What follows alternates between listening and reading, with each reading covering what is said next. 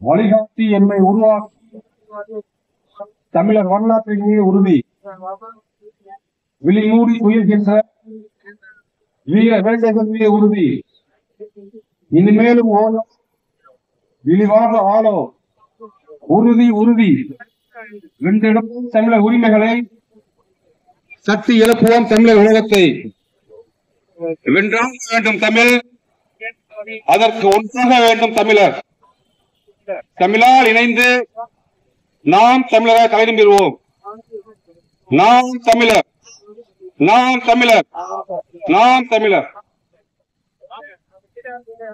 அடுத்ததாக தெற்கு தொகுதி மாவட்ட பொருளாளர் ஹரிஹரன் அவர்கள். இங்கு கூடியிருக்கும் தாய் தமிழ் உறவுகள் அனைவருக்கும் வணக்கம்.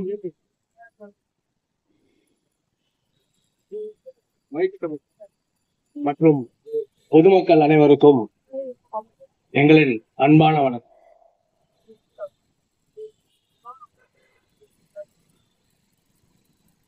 இங்க துண்டுச்சிட்டு தெரியாம எடுத்துட்டு வந்துட்டேன். நீங்க அதை பார்த்து நீங்க வேற கட்சி எப்படின்னு நினைச்சிட வேண்டாம். குடியெல்லாம் வேற கலந்து கட்டியிருக்கு. இது நம்ம அண்ணன் செந்தமிழன் சீமான் அவங்க ஒருங்கிணைத்து தலைவர் பிரபாகரனை முன்மாதிரியாக கொண்டு செயல்படும் நாம் தமிழர் சுத்தமான நாம் தமிழர் நடத்தும் தெருமுனை கூட்டம். இதை முதல்ல பொதுமக்களுக்கு தெரிவிச்சுக்கிறேன். அனைவருக்கும் தூய குடிநீர், சரியான தரமான கல்வி, மருத்துவம் இதை தருவதற்காகவே களப்பணி ஆற்றிக் கொண்டிருக்கும் கட்சி எங்கள் நாம் தமிழர் கட்சி. ஆனா இன்னைக்கு தமிழ்நாட்டோட நிலைமை இந்த 3 விஷயத்தை வச்சே நம்ம பேசுவோம். தண்ணீர். இன்னைக்கு சராசரி குடும்பத்து மக்கள் ஒரு 40,000 ரூபாய் சம்பளமாக கொண்டு இயங்கக்கூடிய ஒரு குடும்பம் சம்பளம் வந்தவொடனே ஒரு 5,000 ரூபாய் எடுத்து தனியா வச்சிடணும் தண்ணிக்காக. இந்த 5,000 ரூபாய் தண்ணிக்காக அவங்க செலவழிக்கலன்னா அவங்களால அன்றாட வாழ்க்கையை நடத்தவே முடியாது. சரிப்பா, காவலில் தண்ணி கொடுக்கல, நாங்க என்ன பண்ண முடியும்? கொடுத்துட்டா மட்டும் இங்க வச்சுக்க வசதி இருக்கா? அதுக்கு உண்டான ஏற்பாடு ஏதாவது நடத்தப்பட்டிருக்கா? ஏரி, குளம், குத்தை எல்லாமே ஆக்கிரமிச்சாச்சு. பேர் தான் வேளச்சேரி, பேர்லயே இருக்கு வேளச்சேரின்னு. எல்லாருக்கும் தெரியும் அது என்னவா இருந்துச்சு, இப்ப என்னவா மாற்றப்பட்டிருக்குன்னு. இது சாதாரண உதாரணம். இப்போ நம்ம எல்லாருமே பார்த்திருப்போம். எரிபொருள், பால், எண்ணெய் இது எல்லாமே பாறை உந்து டேங்கர் லாரி இதெல்லாம் கொண்டு செல்லப்படுது. எல்லாருமே பார்த்திருப்போம். ஒரு சொட்டு கீழே விழுகுதா, அதே பாறை உந்து, அதே டேங்கர் லாரி தண்ணி எடுத்துட்டு போகும். பார்த்திருக்கீங்களா? அந்த லாரி எங்க கிளம்புச்சு, எங்க போய் இறங்குச்சு ஈஸியா கண்டுபிடிச்சிடலாம். போற வழியில எல்லாம் கொட்டிக்கிட்டே போகும் தண்ணி. நிப்பாட்டி கேளுங்க, என்னையா தண்ணி கொட்டுது? தண்ணி தானே சார். அதே தண்ணி தான் நம்ம காவேரிக்காக கையை நின்றுட்டு இருக்கோம். அந்த நிலைமையில தான் நம்ம இன்னைக்கு இருக்கோம். அடுத்தபடியா கல்வி. கல்வி அது எல்லாருக்கும் சரியா சமமா இருக்கா? அது கொஞ்சம் பெரிய விஷயம். அதை விட்டுருங்க. கல்விக்காக நம்ம ஊர்ல தங்கி படிக்கிற மாணவர்கள் நிலைமை எப்படி இருக்குன்னு தெரியுமா? சமீபத்திய நிகழ்வு, சமீபத்திய செய்தி, முந்தா நாள், நேற்று முன்தினம் சென்னையில் உள்ள தனியார் கல்லூரி அந்த விடுதியை சுற்றி உள்ள வீடுகள், அங்க நடந்த ஆய்வுல எல்லார் கையிலுமே போதை பொருட்கள். இது எப்படி நம்ம அடுத்த தலைமுறைக்கு நம்ம ஒரு 30 வருஷத்துக்கு முன்னாடி எடுத்துட்டோம் அப்படின்னா, கஞ்சா அப்படின்றது பாத்தீங்கன்னா இருக்கிறதுலயே அதிகப்படியான உயர்நிலையில இருக்கக்கூடிய ஒரு போதை வசதி. இன்னைக்கு அந்த வஸ்து உங்களுக்கு பான்பரா கொடுக்காம அசால்ட்டா கிடைக்கும். நம்ம எல்லாருக்கும் தெரிஞ்ச ஐயா ஜாஃபர் சாதிக், அவர் புண்ணியத்துல இன்னைக்கு மெத்துன்ற ஒரு விஷயம் எல்லாருக்குமே கிடைக்குது. அந்த அளவுக்கு தான் இன்னைக்கு கல்வி பயில்ற மாணவர்கள் இருக்காங்க. அவங்க படிக்கிறாங்க படிக்கலன்றது அடுத்த விஷயம். அவங்க எப்படி படிக்கிறாங்க, என்ன முறையில வெளியில நடத்தப்படுறாங்க அப்படின்றத நம்ம ஒத்து கவனிக்க வேண்டியதா இருக்கு. அடுத்த தலைமுறை எப்படி நம்ம கொண்டு போக போறோம் அப்படின்னு நினைச்சாலே ஒரே பதைப்பாக இருக்கு. 3வதா மருத்துவம். மருத்துவம் உங்களுக்கு எல்லாம் ஞாபகப்படுத்த வேண்டிய நிலைமையில நாங்க இருக்கோம். நவம்பர் 22வது வருஷம் 2022 நவம்பர் 17 பிரியான்ற ஒரு பொண்ணு உங்க எல்லாருக்கும் ஞாபகம். கால்பந்து விளையாடி காலில் அடிபட்டு ராஜீவ்காந்தி மருத்துவமனைக்கு எடுத்துட்டு போன அந்த குழந்தையோட கால் எடுக்கப்பட்டது. சிறிய மருத்துவத்துக்காக போன அந்த குழந்தை கால் எடுக்கப்பட்டு 2 நாள் சென்று உயிரிழந்தது. இதை மறுபடியும் உங்களுக்கு ஞாபகப்படுத்தும். மறதி தேசிய வியாதி அப்படின்னு சொல்றதுக்காக தான் நாங்க இந்த பாயிண்ட் எல்லாம் திருப்பி பொதுமக்களுக்காக எடுத்து வச்சுட்டு இருக்கோம். இந்த துயரெல்லாம் இதுல இருந்து நம்ம எப்படி வெளியே வரணும்? அதுக்கு இருக்கிற ஒரே வழி, நீங்க நாம் தமிழர் கட்சியை ஆதரித்து வாக்கு செலுத்தி எங்களை ஆட்சி கட்டில் அமர வைக்க வேண்டும். இந்த கோரிக்கையை பல தடவை அண்ணன் செந்தமிழ் சீமான் அவர்கள் உங்கள் முன் எடுத்து வைத்திருக்கிறார். இது இத்தனை வருஷம் 60 வருஷமா நம்ம பார்த்தாச்சு. இப்பவும் உட்கார்ந்து திருமுனை கூட்டத்துல இத பேச வேண்டிய நிலைமையிலதான் நம்ம இருக்கோம். அதனால எல்லாரும் கொஞ்சம் ஆழமா சிந்திங்க. நாம் தமிழர் கட்சியை ஆட்சி கட்டில் அமர வைங்க. நன்றி, வணக்கம். நாம் தமிழர். இந்த மண்ணில் நாம் தமிழர் கட்சி எதற்கு என்பதை உங்களிடம் அறிமுகப்படுத்துவதற்கு மாநில கொள்கை பரப்பு செயலாளர் அன்பு தங்கை கவிதா.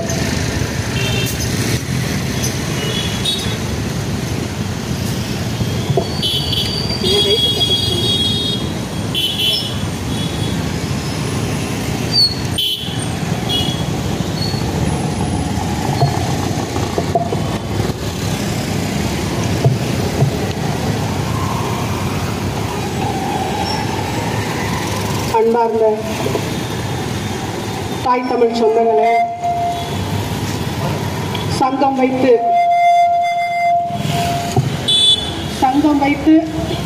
தமிழ் வளர்த்த மாநகர் மதுரை வாழ் மக்களே, என் உடன்பிறப்புகளே,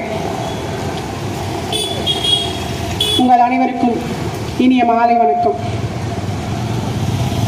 நாம் தமிழர் கட்சியின் தேவை என்ன வந்துச்சு? இப்ப ஏற்கனவே 60 ஆண்டு காலம் ஆண்டுகிட்டு இருக்கோம்ல, நீங்க எதுக்கு தேவையில்லாம அப்படின்னு நிறைய பேர் மனசுல நினைச்சிட்டு இருக்காங்க. ஏன் நாம் தமிழர் கட்சி தேவை? நான் யாருன்னு நான் தெரிஞ்சுக்கிறதுக்கு எனக்கு நாம் தமிழர் கட்சி தேவைப்படுது. 60 ஆண்டுகளுக்கு மேலாக ஒரு முகமூடியை போட்டுட்டு சுத்திட்டு இருக்கோம். திராவிட நாடு, திராவிட நாகரிகம், திராவிட பண்பாடு. சரி, இந்த திராவிடம்னா என்ன? அதை சொல்லுங்க. நாங்க யாருன்னு நாங்க அடையாளப்படுத்திக்கிறோம். கேரளால போனா என்ன பாண்டிங்கயா, கர்நாடகாக்கார கண்டுக்கவே மாட்டேங்கிறேன். யோ, நம்மளாம் திராவிடம் சொல்லி பாரு, செருப்பகள் தேடிப்போம் நம்மள. ஆனா இங்க மட்டும் திராவிடம் நான் ஏத்துக்கிறேன், ஒத்துக்கிறேன். இல்லாத ஒன்றை ஏன் மேல திணிக்கிறேன்ற அந்த உணர்வு நமக்குள்ள எப்ப வந்துச்சு? சீமானும் அவன் தம்பி தங்கைகளும் இப்படி தெருவா கட்டப்பைகளும் இன்னைக்கு எல்லாருக்கும் எட்டி இருக்க. 35 லட்சம் பேருக்கு மண்டையில ஏறிடுச்சு. மீதி பேருக்கு எப்ப புரியும்?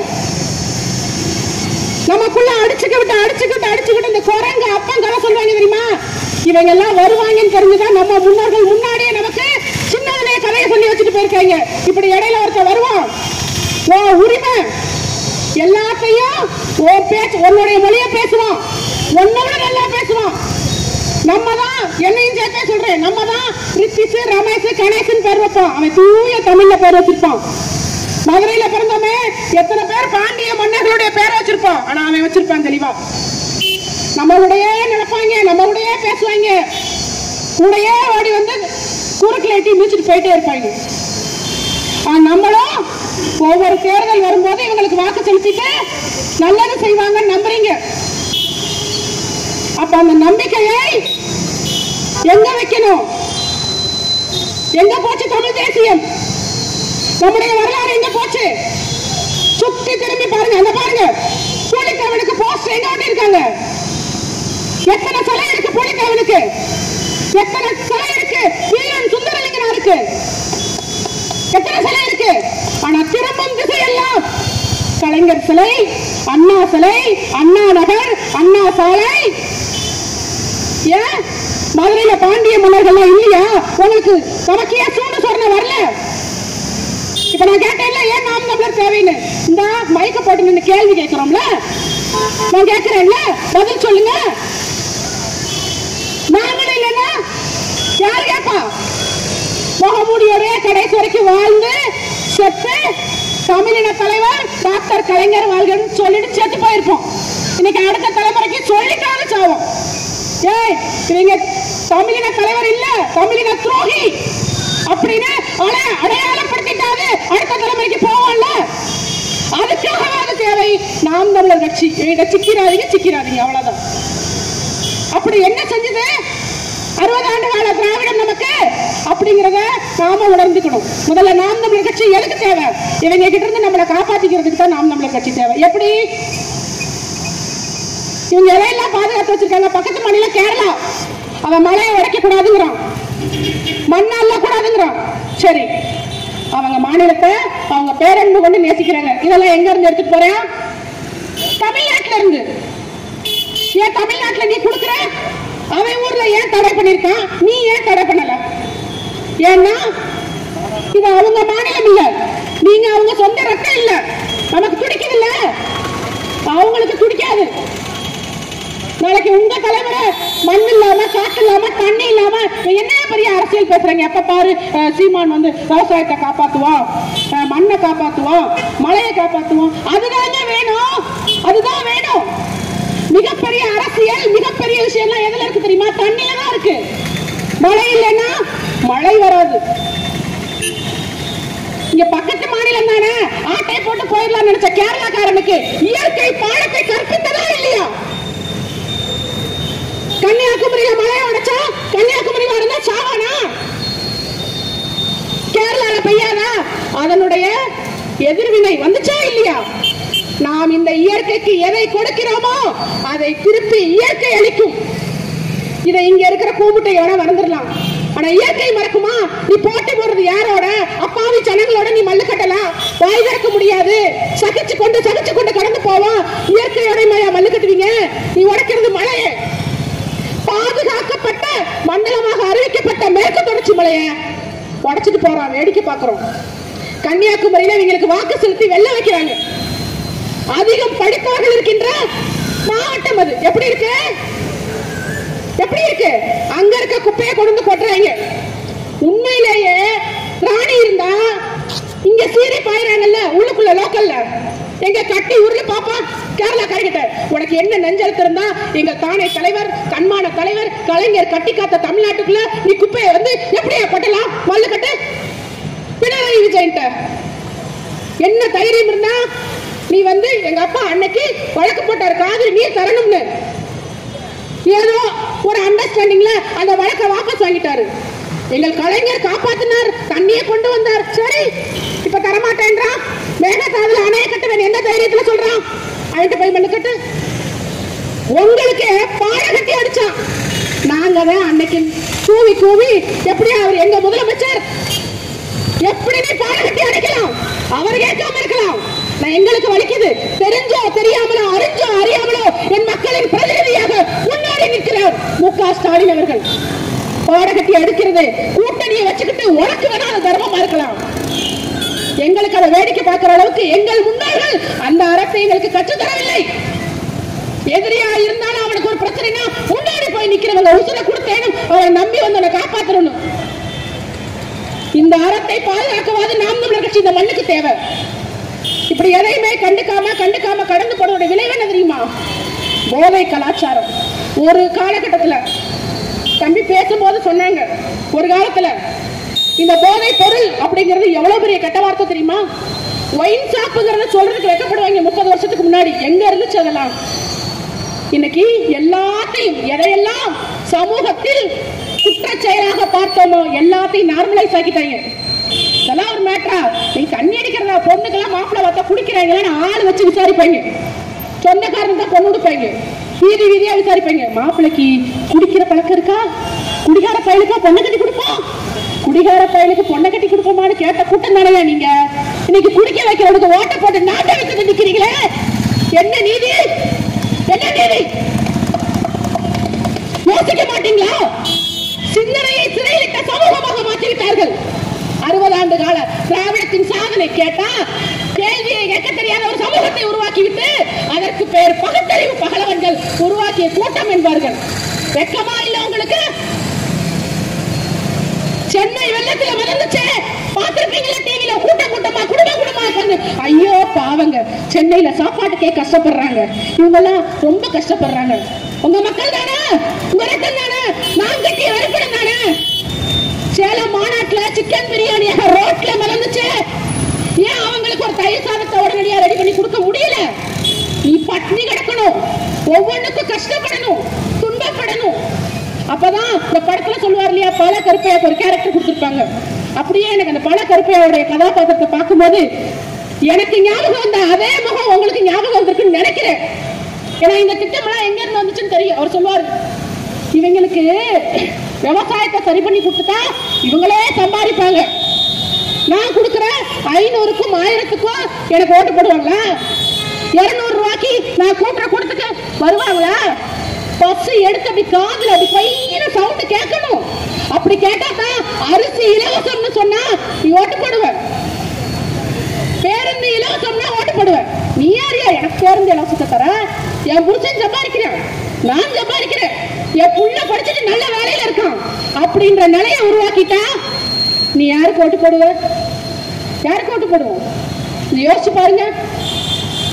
அப்ப நாம நல்ல நிலைமையில இருந்தா இவர்களுக்கு நாம எதுவுமே செய்ய மாட்டோம்னு அவனுக்கே தெரியும். ஏன்னா சமூகம் சிந்திச்சுட்டாலே நீ யாரும் ஓட்டு போட மாட்டாங்க. எல்லாரும் கேட்பாங்க, எங்க பால்ல 6 லட்சம் கோடிக்கு மேல பொருளாதாரம் இருக்கு, அது ஆந்திரால வாங்குறான், அந்த பாலை ஆந்திரால வாங்குறாங்க. ஆனா ஏன் டாஸ்மார்க்கை விட்டு கொடுக்க மாட்டேங்கிறாங்க? ஏன்? கல்வி, சிறந்த கல்வி வேணும்னா அது தனியார்ட்ட இருக்கு. மருத்துவம், சிறந்த மருத்துவம் வேணும், யார்கிட்ட இருக்கு? சிறந்த மருத்துவத்தை தனியார்ட்ட விட்டு தனியா இருக்கு. போக்குவரத்து தனியா இருக்கு. ஆனா டாஸ்மார்க் மட்டும் அரசாங்கத்துக்கு. எப்படி? டாஸ்மார்க் மட்டும் அரசாங்கத்தால மட்டும்தான் சிறப்பா கொடுக்க முடியும். இப்ப சேல்ஸ் கம்மியானா அவங்களுக்கு பனிஷ்மெண்ட் கொடுக்குறாங்க. ஆமா, தயவு செய்து அரசாங்கத்தை கவுத்து விட்டுறாதீங்க. ரொம்ப கஷ்டப்படுறாங்க, முட்டி மோதிக்கிறாங்க. எப்படிப்பட்ட சமூகத்தை உருவாக்கி இருக்கிறாங்க பாருங்க.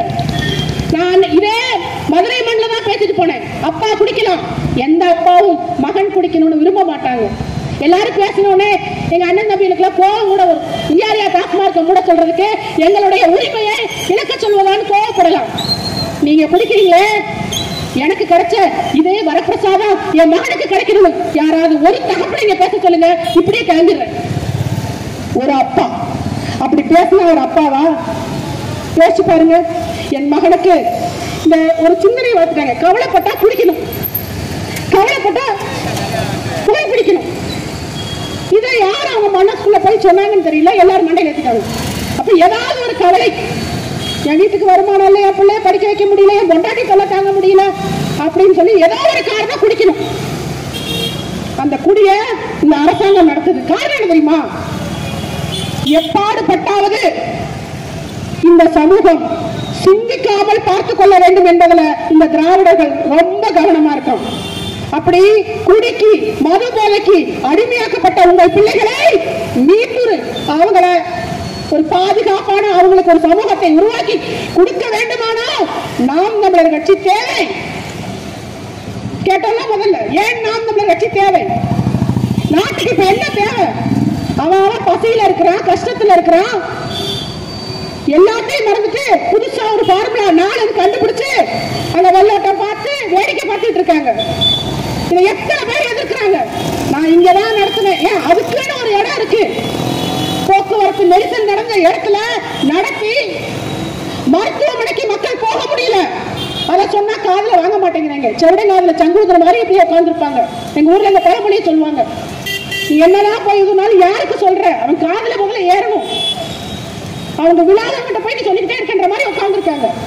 ஆம்புலன்ஸ் அவ்வளவு சத்தம் கொடுத்துட்டு அந்த வரிசையில நிக்கிறாங்க. நமக்கே தெரியும் அவசர ஊர்தி வரும்போது எல்லாரும் வேக வேகமாக விலகி இடம் கொடுப்போம். ஆனா நேற்றுக்கு எத்தனை அவசர ஊர்தி அந்த வரிசையில நின்னுச்சு தெரியுமா? அதெல்லாம் அவங்களுக்கு காது கேட்கல. நைட்டு மழை வந்துருச்சு, ஐயோ எப்படியாவது அந்த கார் பந்தயத்தை நடத்தியே தீரணும். அப்படி என்ன தேவை உங்களுக்கு இந்த கார் பந்தயத்துக்கு? யாருடைய வரிப்பணம் அது? எம்பாடுபட்டு வேர்வை சிந்தி உழைச்சிட்டு இந்த ஒரு நாள் விடுப்புக்காக காத்திருக்கிறீங்களே, உங்களுடைய வரிப்பணம் இது. ரத்தம் வியர்வை அந்த கார் பந்தயமா ரேஸ் விட்டு விளையாடிக்கிட்டு இருக்காங்க. சந்தோஷப்பட்டுக்கங்க, சந்தோஷப்பட்டுக்கங்க. கார் பந்தயம் தான் முக்கியம். இதே அந்த மக்கள் எத்தனை பிரச்சனைகளை கொண்டு வந்திருப்பாங்க. கேட்டா தெற்காசியாவிலேயே முதல் முறையா நாம தான் கார் பந்தயம் விட்டுருக்கோம். அது யாரு? எங்க அண்ணன் உதயநிதி ஆதரிச்சு நடிகர்கள் அத்தனை பேரும் ஒரே நல்ல நோட் பண்ணிக்கங்க, ஒரே நேரத்துல எக்ஸ் தளத்துல பதிவு போடுறாங்க. இல்லைன்னு வச்சுக்கோங்களேன், எங்க அண்ணன் வச்சிருக்காரு சிகப்பு பூதம் இருக்கு இல்லையா, சிகப்பு பூதம், அது எந்த படத்தையும் ரிலீஸ் பண்ண விடாது, அப்படி பயமுறுத்தி வச்சிருக்காங்க. இவங்க என்ன சொன்னாலும் இந்த திரைத்துறை, ஏன்னா உங்களுக்கு ஒரு பழக்கம் இருக்கு இல்லையா, நடிகர்கள் எதை சொன்னாலும் நம்புவீங்க. இன்னைக்கு ஒரு கருத்து சொல்றாங்க, நாளைக்கு ஒரு கருத்து சொல்றாங்க. எப்ப அவர் திரையில் நடிக்கிறார், அது அவருடைய வேலை, எழுதி கொடுத்த டயலாக படிக்கிறாரு, படிச்சுட்டு போறாரு. அப்படி திரையையும் தரையையும் வேறுபடுத்தி பார்க்க உங்களுக்கு தெரியாது. ஆனா அவங்க பயன்படுத்திக்கிறாங்க. கமலஹாசன் சொல்லிட்டாருப்பா, கமலஹாசன் டிவியை உடைச்சிட்டாருப்பா அப்படி. நீங்க அங்க பாருங்க, பேட்டரி லைட்ல டார்ச்சை கலட்டி, டார்ச் லைட்ல இருக்க பேட்டரியை கலட்டி அல்லாளத்துல அடமான வச்சுட்டு மொத்த நாடாளுமன்ற சீட்டுக்கு முட்டி ஓட்டு திரிகிறாரு. அவரையும் நம்பி 2019 எத்தனை பேர் சில்லறையை சதுர விட்டுருக்காங்க தெரியுமா? Including me. அந்த வருத்தத்துல தான் கொஞ்சம் அதிகமா பொங்குறேன். பரவாயில்லையே, நடிகர்கள்லாம் அரசியலுக்கு வர்றாங்க, டிவி எல்லாம் உடைக்கிறாருப்பா, பெருசா ஏதோ பண்ணுவார் அப்படின்னு நினைச்சேன். பெருசா பண்ணிட்டாருங்க.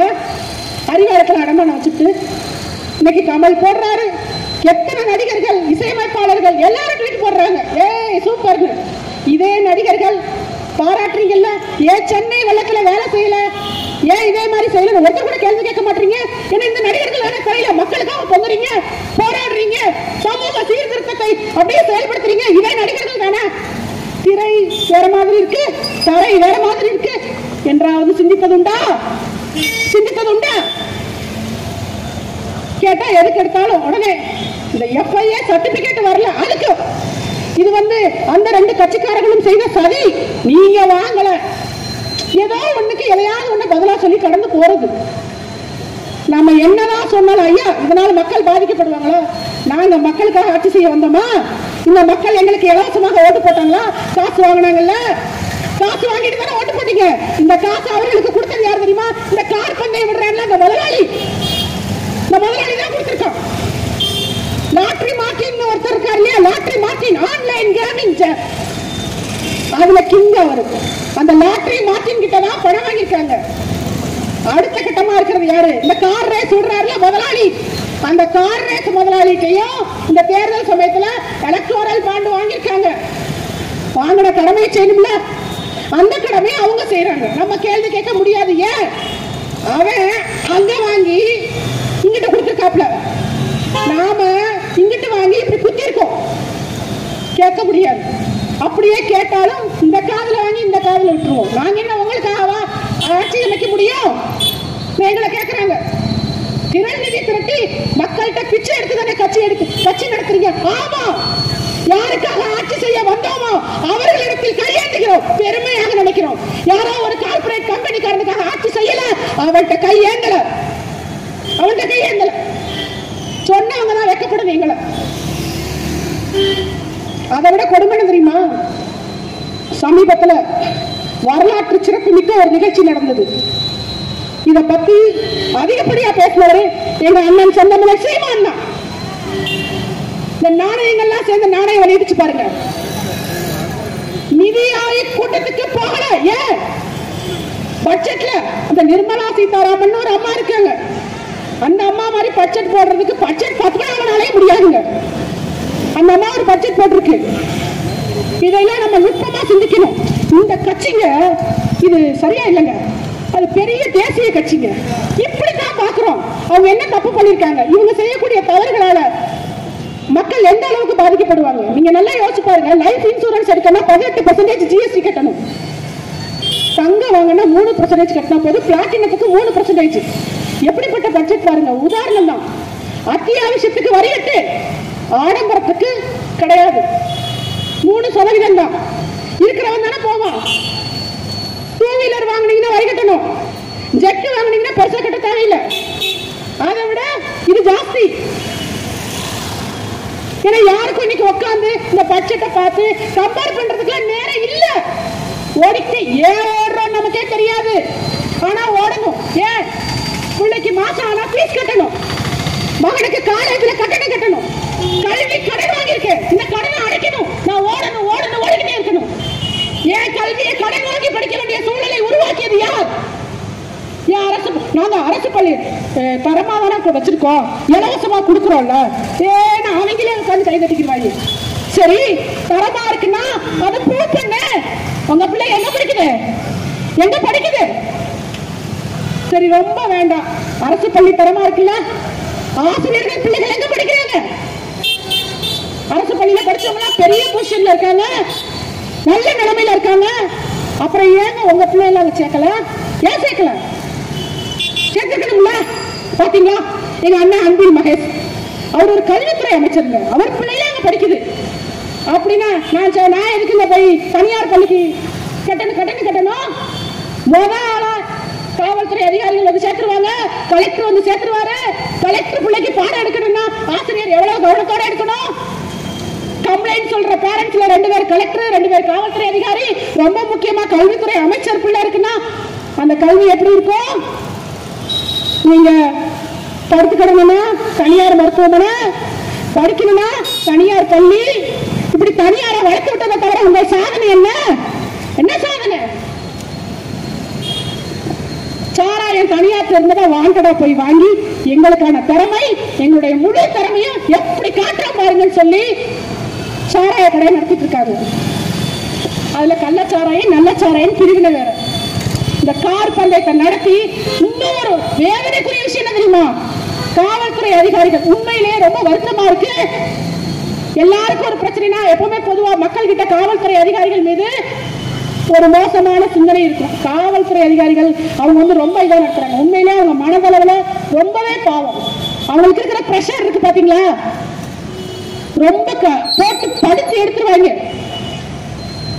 இன்னைக்கு ஒரு காவல்துறை அதிகாரி மரணம் அடைந்திருக்கிறார். பணியில் இருந்த பாதுகாப்பு, இந்த கார் ரேஸ் விட்டாங்கல்ல, இந்த பாதுகாப்பு பணியில இருந்த ஒரு காவல்துறை அதிகாரி உயிரிழந்திருக்கிறார். அங்க நின்று அத்தனை காவல்துறை அதிகாரிகளும் உள்ளுக்குள்ள வேதனை இருக்கும், ஆனா வாய்திறந்து கேட்க முடியாது. இதுவே ஒரு போக்குவரத்து துறையா இருந்தா போராடுவாங்க, கல்வித்துறையா இருந்தா எதிர்த்து போராடுவாங்க. ஆனா எந்த நாளும் காவல்துறை அதிகாரிகள் மட்டும் அவங்களுக்கு இழைக்கப்படும் அந்த அநீதி குறித்து போராட முடியாது. உண்மையிலேயே ரொம்ப வலிக்குதுங்க. 25 லட்சம் ரூபாய் கொண்டு போய் வேக வேகமா கொடுக்குறாங்க. ஏன் இதுக்கு முன்னாடி கொடுக்க வேணாம்னு சொல்ல, கண்டிப்பா கொடுக்கணும். அந்த குடும்பம் வந்து நிற்கதியா நிக்க கூடாது. அவங்க மட்டும் இல்ல, எந்த குடும்பமே நிற்கதியா நிக்க கூடாது. ஆனா இந்த சூழல்ல வேக வேகமா கொண்டு போய் காசு கொடுத்ததுக்கு காரணம் என்ன? கார் பந்தயம் நடக்கும் போது இந்த மாதிரி ஒரு சம்பவம் நடந்திருக்குன்னா அது பேசப்பட்ட பொருளாகும், விமர்சனங்களை சந்திக்கும். அப்படியே இவங்களுக்கு விமர்சனங்களை சந்திக்கும், பேக் ஃபயர் ஆகுன்ற விஷயத்துக்கு மட்டும்தான் அவங்க செஞ்சாங்களே தவிர உண்மையிலேயே அந்த காவல்துறை அதிகாரியின் மீது இருக்க அக்கறையில் இல்லை. ரொம்ப வருத்தமா இருந்துச்சு. எவ்வளவு பிரஷர் பண்ணிருந்தா ஒரு மனுஷன் உயிரை விட்டுருப்பாரு. நீங்க கார் விட்டு விளையாடுறதுக்கு ஒரு குடும்பம் இன்னைக்கு நடுத்தரவுக்கு வந்துருச்சியா? 25 லட்சம். நான் முதல்ல ஏற்கனவே இதே மாதிரியே பேசிருக்கேன். காசு கொடுத்த ஒரு குடும்பத்துக்கு பாதுகாப்பை விலைக்கு வாங்கி தந்துவிட முடியாது. எல்லாத்துக்கும் காசோலை நீட்டிட்டு போயிடுறது. இன்னைக்கு ஒரு பிள்ளை தன் தகப்பனை இழந்திருக்கிறது, ஒரு மனைவி தன் கணவனை இழந்திருக்கிறார். 25 லட்சத்தை திருப்பி அந்த பிள்ளை ஒருத்தரவே கொடுத்து எங்க அப்பா தான் வேணும்னா எங்க கொண்டு போய் வச்சுக்குவோம்? மூஞ்சிய எங்க வச்சுக்குவேன்? எந்த பிரச்சனையானாலும் முதல்ல அந்த இடத்துக்கு அவன் யாரு என்னன்னு தெரியாம வந்து நிக்கிறவங்க தான் இந்த காவல்துறை அதிகாரிகள். ஆனா அவங்களுக்காக அவங்க கூட குரல் கொடுக்க முடியாத ஒரு அவலநிலையத்தான் 60 ஆண்டு கால திராவிட செஞ்ச சாதனை. இதான் சாதனை, தமிழ்நாட்டு சோதனை. வெக்கமா இல்ல உங்களுக்குலாம்? வேக வேகமா ஒரு பிரச்சனையை மூடி மறைக்கிறதுக்கு இப்ப என்ன ஆகும்? 25 லட்சம் கொடுத்தாருங்கிறது மட்டும்தான் எல்லாருக்கும் முக்கியம். ஏன் செத்தாருன்ற கேள்வியை யாரும் முன்வைக்க முடியாது. எவ்வளவு பிரஷர் பாருங்க. போட்டோகிராபர்ஸ், ஜேர்னலிஸ்ட் அவங்க எல்லாம் சொல்லி சமூக வலைதளத்துல நீங்க பயந்துருக்காங்க. 4 மணி நேரத்துக்கு என்னை கால் கடுக்க நிப்பாட்டிட்டு குடிக்க தண்ணி கூட கொடுக்கல, பச்சை தண்ணி கூட கொடுக்காம பத்திரிகையாளர்களுக்கு இந்த நிலைமை. யாரையும் மதிக்கல, எதுவும் பண்ணல. நான் கார் விட்டு விளையாடுவேன்னு முடிவு பண்ணிட்டேன், விளையாடுவேன் அப்படின்னு விளையாட்டு அமைச்சர், மன்னிக்கணும் விளையாட்டுத்துறை அமைச்சர் முடிவு பண்ணிட்டாருன்னா அதுதான் தமிழ்நாட்டுல. கொஞ்சம் கற்பனை பண்ணி பாருங்க. விளையாட்டுத்துறை அமைச்சரா இருக்கும்போது நான் நினைச்சதான் இங்க நடக்கணும்னு நினைக்கிறாரு. இவர் முதலமைச்சர் சீட்ல உட்கார்ந்தா தமிழ்நாடு தப்பிக்குமா? தமிழ்நாடு தப்பிக்குமா? யோசிச்சு பாருங்க. அதுக்கு தான் பிளான் நடந்துகிட்டு இருக்கு. நிதி ஆய்வு கூட்டம். நான் அங்க இருந்து வந்த இடையில டிராக் மாறிடுச்சு.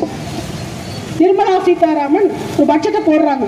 அந்த பட்ஜெட்ல தமிழ்நாட்டுக்கு என்ன விதமான நிதி ஒதுக்கப்படல. உடனே எங்க ஆளுக்கு பொங்கிருச்சு. யாரு? தமிழ்நாட்டின் முதல்வர் பொங்கிட்டு என்ன பண்ணாருன்னா, உண்மையிலேயே எதுக்கு நாடாளுமன்ற உறுப்பினர்களையோ இல்ல அங்க ஏதோ ஒரு கூட்டம் நடத்துறாங்கன்னா எதுக்கு போடுறாங்க? நீ நல்லது செஞ்சா பாராட்டு, தப்புன்னா போய் கண்டிக்கணுமா இல்லையா? தமிழ்நாட்டு மக்களுக்கு 38 பேர் அனுப்பி 40 போன தடவை 38, இந்த வாட்டி 40க்கு 40 அனுப்பி கொடுத்துருக்கீங்கல்ல, என்ன செஞ்சிருக்கணும்? போய் அங்க உட்காந்து அவன் சட்டையை பிடிச்சு கேட்டிருக்கணும். என் வரியை வாங்கிட்டு எனக்கு நிதி கொடுக்க மாட்டேன்னு சொல்றேன், எந்த தைரியத்துல சொல்ற? எனக்கு நிதி தர மாட்டேன்னு சொன்னா நான் உனக்கு வரி தர மாட்டேன்னு சொல்றேன். தைரியம் இல்ல. உடனே நிதி ஆய்வு கூட்டத்தை புறக்கணிக்கிறோம் சொன்னல, அதோட நிப்பாட்டி இருக்கணும்ல. அந்த நாணயத்துக்கு நாணயம் வெளியிடுறேன்னு சொல்லி ராஜ்நாத் சிங்க கூட்டிட்டு வந்து கொஞ்சம் கொலாடிட்டு இருக்காங்க. ஏய், அங்க அப்படி பேசுன, இங்க இப்படி பண்ணி, இதுல எது உண்மை? எது உண்மை? நம்ம பைத்தியக்காரங்கள் ஆனோம்னா உண்மை. நம்ம பைத்தியக்காரங்களாக்கி இருக்காங்க. நீ என்ன சொல்லிருக்கணும்? அவனே கூப்பிட்டு மத்தியில இருந்து, ஐயா தானே தலைவருக்கு 100 ரூபாய் நாணயம் வெளியிடுறோம் அப்படின்னு சொல்லியிருந்தா, நீங்க மான ரோசம் உள்ள உங்க தலைவர், மக்களுக்காகவே வாழ்ந்த பாச தலைவர் தான், நீ என்ன பண்ணிட்டு இருக்கணும்? ஏய், என் மக்களுக்கு வராத நிதி எங்க அப்பாவுக்கு நாணயமாக வந்து என்ன பயன்? அந்த 100 ரூபாய் நாணயத்தை வச்சு தமிழ்நாட்டுக்கு நிதி வந்துருமா? வந்துருமா? வராது இல்ல. உன்னை ஜெயிக்க வச்சு 40க்கு 40 கொடுத்த அனுப்புறது உங்க அப்பாவுக்கு நாணயம் வெளியிடவா? எங்களுக்கான நிதியை பெற்று தரவா? எதுக்கு கொடுத்தோம்? கூச்சமே இல்லாம என்ன அண்ணாமலை இதெல்லாம் இந்த நாடகத்துல பாக்குறதுக்கு உண்மையிலேயே சிரிக்கிறதா அழுகிறதா தெரியல. அண்ணாமலை வாங்க வாங்க முன்னாடி வாங்க, மலை வா மலை முன்னாடி அப்படின்ற மாதிரி இருந்துச்சு. சொல்லிட்டேன், நம்மள காமெடி பீஸ் ஆக்கி வச்சிட்டு இருக்காங்க. மலை வா மலை முன்னாடி அப்படின்னு கூப்பிடுறாப்ல. உடனே அவரு அதுக்கு முன்னாடி வரைக்கும் பயங்கரமா பேசுவாப்ல அண்ணாமலை. கர்நாடக சிங்கம், காக்கி சட்டை சிங்கம் அப்படின்னு காலைக்கு அவரும் முன்னாடி வந்து நின்றுட்டாப்ல, பயங்கரமா விமர்சனம் பண்ணுவாப்ல. அரசியல் எவ்வளவு பெரிய நாடகமாக இருக்கிறது பார்த்தீர்களா? சமூக வலைதளங்கள் வளர்ச்சி அடைந்த காலகட்டத்தில் இன்னைக்கு அங்க நடந்தா 1000 பேர் எடுத்து பழசு என்ன பேசினாரு, புதுசு என்ன சொல்றாருன்னு கம்பேர் பண்ணி போடுற காலகட்டத்திலேயே மாத்தி மாத்தி பேசும்போது கலைஞர் காலத்துல எவ்வளவு உருட்டு உருட்டிருப்பாங்க, நம்மள எவ்வளவு உருட்டு உருட்டிருப்பாங்க. எப்படி ஏமாந்தோம் தெரியுதா? திராவிடத்தால் வீழ்ந்தோம் வீழ்ந்தோம் திராவிடத்தால் வீழ்ந்தோம். எப்படி இப்படி உருட்டி உருட்டி உருட்டிய வீழ்ந்தோம்யா வீழ்ந்தோம். எல்லாரையும் வந்து பேசினா இதையெல்லாம் பேசினா வழக்கு போடுறது, மிரட்டுறது, உருட்டுறது. உசுருக்கு பயப்படாத அந்த மைக்க பிடிச்சு முன்னாடி நிக்கிறோம். இங்க வரும்போதே தெரியும், வாய்க்கரிசி போட்டுட்டு தான் வெளியில வர்றோம். எனக்கோ என் பிள்ளைக்கோ என் குடும்பத்துக்கோ எது ஆனாலும் நான் கவலைப்பட மாட்டேன். ஏன் அப்படின்னா இதை சிக்கிட்டு வாழ்ந்து கொஞ்சம் கொஞ்சமாச்சு ஆகிறதுக்கு ஒரேடியா போயிடலாம், நிம்மதியா போயிடலாம். எப்படிப்பட்ட காலகட்டத்தில் இருக்கோன்னு பாத்துக்கங்க.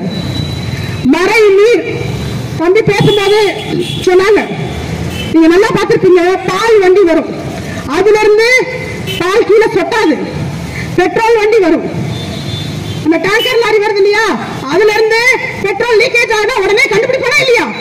ஆனா தண்ணி லாரி போகும்போது ரோடு பூரா பரப்பிட்டு போகும். ஏன் அப்படின்னா இவங்களுக்கு ஏதாவது அறிவு இருந்தா தானே அதை சரி பண்ணுவாங்க.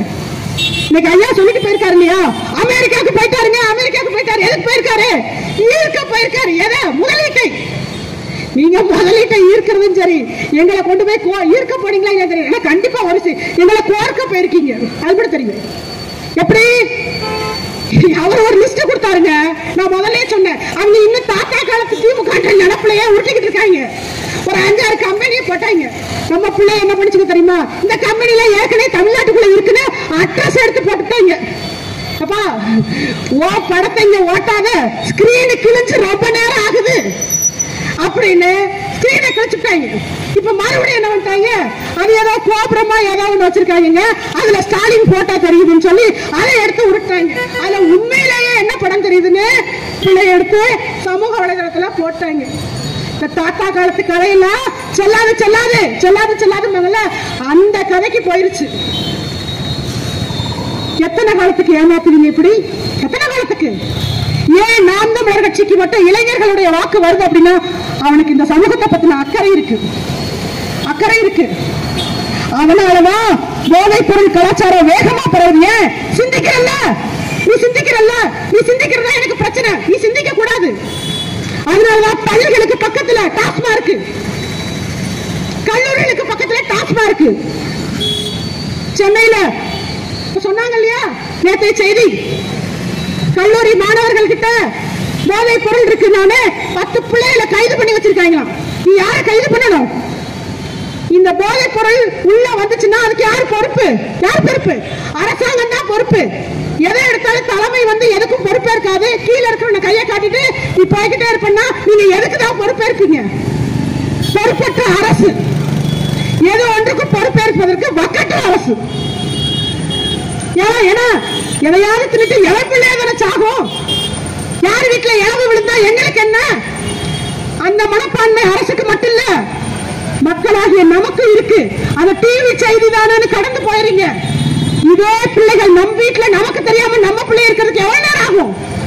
எவ்வளவு நேரம் ஆகும்? அதை யோசிக்கணும். ஏன்னா பாதிப்பு நமக்கு வராத வரைக்கும் நமக்கு வலிக்கிறதே இல்ல. 7வது வீட்டுல 8வது வீட்டுல நெருப்பு பிடிச்சா தண்ணியை தூக்கிடணும். ஏன்னா அது பரவி வரும் வரும் 10 நிமிஷம் ஆகுமா, அரை மணி நேரம் ஆகுமா, அப்படியே பரவி பரவி பரவி நம்ம வீட்டுக்கும் வருங்க. எண்ணம் எல்லாருக்குள்ளே இருக்கணும். யாரோ ஒருத்தன் பெத்த பிள்ளை தானே போதைப் பொருள் வச்சிருந்துச்சு, யாரோ ஒருத்த பெத்த பிள்ளை தானே போதைப் பொருளுக்கு அடிமையா இருக்கு, நாளைக்கு நம்ம பிள்ளையும் மாத்துவாங்க. அதுக்குதான் முச்சந்தியில நின்று மூச்சடக்கி பேசிக்கிட்டு உட்கார்ந்துருக்கோம். ஐயா, அப்படிப்பட்ட ஒரு சமூகம் உருவாக வேண்டாம், உருவாக்க வேண்டாம். நமக்கு அது தேவையில்லை. இப்பயாவது சுதாரிச்சுக்கங்க. இவ்வளவு பிரச்சனைகள் போதை கலாச்சாரம் கொடுத்தப்ப வந்து பேசும்போது இதே மாதிரி நின்று பேசிட்டு போனேன். 4 லட்சம் வாக்கு வித்தியாசத்துல எங்களை வெள்ள வைங்கன்னு கேட்டாங்க. ஜெயிக்க வச்சிங்கல்ல ஐயா சு வெங்கடேசன் அவர்கள். நான் வர்ற வழியெல்லாம் பார்த்துட்டு இருந்தேன். அப்படி என்ன சாதனை செய்தார் சு வெங்கடேசன்? வர்ற வழியெல்லாம் நிறைய பஸ் ஸ்டாப் கட்டிட்டு வந்தாங்க. பேருந்து நிலக்குடை கட்டி அதுல பூரா சு வெங்கடேசன் அவருடைய கல்வெட்டு பொறிச்ச மாதிரி எழுதி வச்சிருந்தாருங்க. இப்படி ஒரு வரலாற்று சாதனை செய்வதற்காகவே இந்த மதுரை மண்ணின் மக்கள் எப்படிப்பட்ட ஆட்களை நீங்க தேர்ந்தெடுத்து அனுப்பியிருக்கீங்க பாருங்க. எப்படிப்பட்ட ஆட்களை?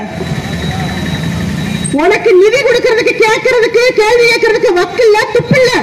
அப்பாக்கு நாணயம் வெளியிட்டோன்னே எல்லாத்தையும் மறந்து எல்லாரும் ஒண்ணு கூடி எங்கள் வீட்டில் எல்லா நாளும் கார்த்திகை அப்படிதான் இருந்துச்சு. அவங்க எல்லாம் ஒன்னா பார்க்க ராஜ்நாத் சிங் வேற பக்கத்துல வந்துட்டு கேட்கிறாரு, இந்த ட்ரெஸ் நல்லா இருக்கா அப்படின்னு. அது என்ன மொழியில கேட்டாருன்னு தெரியல, அவர் என்ன மொழியில கேட்டாருன்னு தெரியல. அதுக்கு இவர் ஒரு பதிலும் சொன்னாரு. அது என்ன பதில் சொன்னாருன்னு எனக்கும் தெரியல. பட் ஏன் காதுல ஒழிச்சதெல்லாம் இந்த பாட்டு மட்டும்தான். எங்கள் வீட்டில் எல்லா நாளும் கார்த்திகை அப்படின்னு சொல்லிட்டு கூடி கொலவுறாங்க. எலெக்ஷன் வரும்போது மட்டும் பாசிச பாஜக அப்படிம்பாங்க. இப்ப பாசிசம் இல்லைங்க, நானே வெளியிடுறோம். இப்ப கொஞ்ச நேரத்துக்கு இது பாயாசம் இனிப்பா இருக்கு, அப்புறமா பாசிசம்னு தேர்தல் வரும்போது உருட்டிக்கிடுவோம். ஏன்னா இதையும் ஒரு கூட்டம் நம்பி வாக்கு செலுத்துதில்ல. எப்படிப்பட்ட வஞ்சக சூழ்ச்சிக்கு இடையில தமிழக மக்கள் சிக்கி இருக்கீங்கன்னு சுதாரிச்சுக்கோங்க. நீங்க சுதாரிக்கலன்னா பாதிக்கப்பட போறது உங்கள் அடுத்த தலைமுறை பிள்ளைகள். எனக்கு இதுல தேர்தல் முடிவுகள் வரும்போது மிகுந்த மனவேதனை அளித்த ஒரு விஷயம் தெரியுமா? படிச்சவங்க, வேலையில இருக்கிறவங்க எல்லாருக்கும் நல்லா தெரியும் நீங்க படுத்துற பாடு என்னன்னு. காவல்துறை அதிகாரிகள், போக்குவரத்து துறை அதிகாரிகள், மருத்துவ அதிகாரிகள் எல்லா துறையும் போராடுது. எப்படி நீங்க வாக்கு செலுத்துறீங்க? எப்படி வாக்கு செலுத்துறீங்க? ஏமாத்துறான்னு தெரியுது, தெரிஞ்சா எப்படி? அப்ப நீங்களே படிச்சவங்க வேலையில இருக்கிறீங்க, ஏமாந்துருக்கீங்க, சொன்ன வாக்குறுதி ஒன்னையுமே நிறைவேற்றலையே. இவங்களுக்கு மறுபடியும் எப்படி தபால் ஓட்டு விழுந்துச்சு? எப்படி விழுந்துச்சு? ஏய், நம்மளை ஏமாத்தின பதவியில இருக்க கூடாதுன்னு ஒற்றுமையா சிந்திக்கலையே. ஏன் சிந்திக்கல? நீங்க சிந்திக்காத ஒவ்வொரு நாளும் ஒவ்வொரு நொடியும் உங்கள் பிள்ளைகளின் எதிர்காலம் அழிஞ்சுகிட்டு இருக்குங்க, அழிஞ்சுகிட்டு இருக்கு. அதுக்காகத்தான் தேவை நாம் தமிழர் கட்சி. மறந்து போனது இந்த உச்சந்தியில நின்று மூச்சை போட்டு பேசி உங்களுக்கு ஞாபகப்படுத்துறோம்ல. எங்க பேர்ல வழக்கு போட்டாலும் வாங்கிக்கிட்டு ஞாபகப்படுத்துறோம்ல. எங்க மேல விமர்சனம் பண்றாங்க. காவல்துறை அதிகாரியே எங்களை விமர்சனம் பண்றாரு. அவர் பிள்ளைக்கும் சேர்த்து தாயா பேசிக்கிட்டு இருக்க, அவர் பிள்ளைக்கும் சேர்த்து தான் பேசிக்கிட்டு இருக்க. நாளைக்கு குடிக்க வச்சா டாஸ்மார்க்ல சொல்லி வச்சிருக்காங்களா, காவல்துறை அதிகாரிகள் தாய்களுக்கு மட்டும் கொடுக்காதீர்கள் அப்படின்னு சொல்லி வச்சிருக்கானா? ஐஏஎஸ் படிச்ச அதிகாரியை வச்சு எப்படி விக்கிறதுன்னு திட்டம் போட்டுட்டு இருக்கான். எப்படிப்பட்ட நிலைமை? இந்தியா ஆட்சிப்படி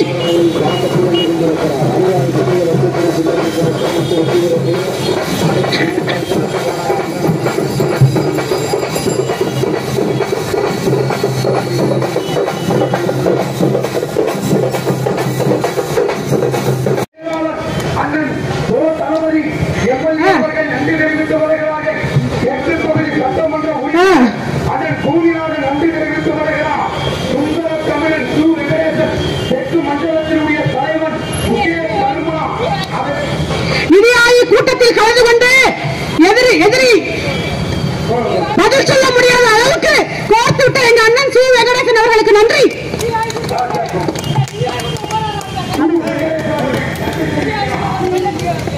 எங்க மரியாதைக்குரிய அண்ணன் நாடாளுமன்றத்தை ஆதரவிட்ட சுந்தர தமிழன் வர சொல்றாங்க. சரி, சொல்லிட்டு போட்டோம், பரவாயில்ல. விஜயநகர வாரிசு எங்கள் அண்ணன் சு வெங்கடேசன் அவர்களுக்கு நன்றி. இதை தெரிஞ்சுக்காத வரைக்கும் மதுரை தப்பிக்காது. திருப்பி போடுவீங்க 40 40 80 80 என்ன வேணாலும் கொடுங்க. நன்றி சொல்லிட்டு போறாரு. சரி, இந்த நன்றியாவது காலத்தோட சொல்லிக்கலாம்ல. இப்படி நிதி ஆய்வு கூட்டம் எல்லாம் போயிட்டு அங்க ஒண்ணு வேலைக்காகலன்னதுக்கு அப்புறம் எதையாவது ஒண்ணு மக்கள் மத்தியில காட்டணும்னு இப்படியா வர்றது? பஸ் ஸ்டாண்டு மட்டும் நிழற்குடை தேவையா? மரங்களை எல்லாம் வெட்டி விட்டு நிழற்குடை கட்டிய எங்கள் அண்ணன் சு வெங்கடேசனுக்கு நன்றி. மரத்தடி போதாத பேருந்துக்கு மரத்தை வெட்டிட்டு ஒரு கார் கம்பெனி உள்ள வந்துச்சுன்னா தண்ணி போயிடும். கொக்கோ கோலா கம்பெனிக்காரன உள்ள விட்டு வேலை வாய்ப்பு தரோம், வேலை வாய்ப்பு தரோம்னா தாமிரபரணியை சாகடிச்சுட்டான். கொக்கோ கோலா கம்பெனில என்ன சம்பளம் கொடுப்பா? உனக்கு அறிவு இருக்கு. மனித வளம் நிரம்பி இருக்கக்கூடிய மாநிலம் தமிழ்நாடு. ஆனா அத என்ன பண்ணிட்டு இருக்கீங்க? மனித வளம் நிறைந்த தமிழ்நாட்டை மட சாம்பிராணிகளை மாத்தி வச்சுட்டு இருந்தா நிதி ஆய்வு கூட்டத்துக்கு கூட போய் நின்று கேள்வி கேட்காம எதுக்கு நன்றி சொல்றாருன்னு அவருக்கும் தெரியல. ஏன் அவரை நின்று பாக்குறோம்னு பின்னாடி போற அண்ணன் தம்பிகளுக்கும் தெரியல. இருங்க, திராவிட முன்னேற்ற கழகத்துல இருங்க. ஏன்னா யாரும் நமக்கு எதிரி கிடையாது. அங்க இருக்கவங்க என் அண்ணன் தம்பி, என் அண்ணன் தம்பி. பின்னாடி போறவங்களும் நம்ம அண்ணன் தம்பி. யாரும் நம் பகையாளி அல்ல. நான் உணர்ந்த விஷயத்தை அவர்கள் இன்னும் உணரவில்லை. உணரும் போது அந்த வண்டி எல்லாம் இங்க நிற்கும். ஒரு காலத்துல இந்த வண்டி எல்லாம் அங்கதானே நின்னுச்சு, இப்ப இங்க நிக்கலையா?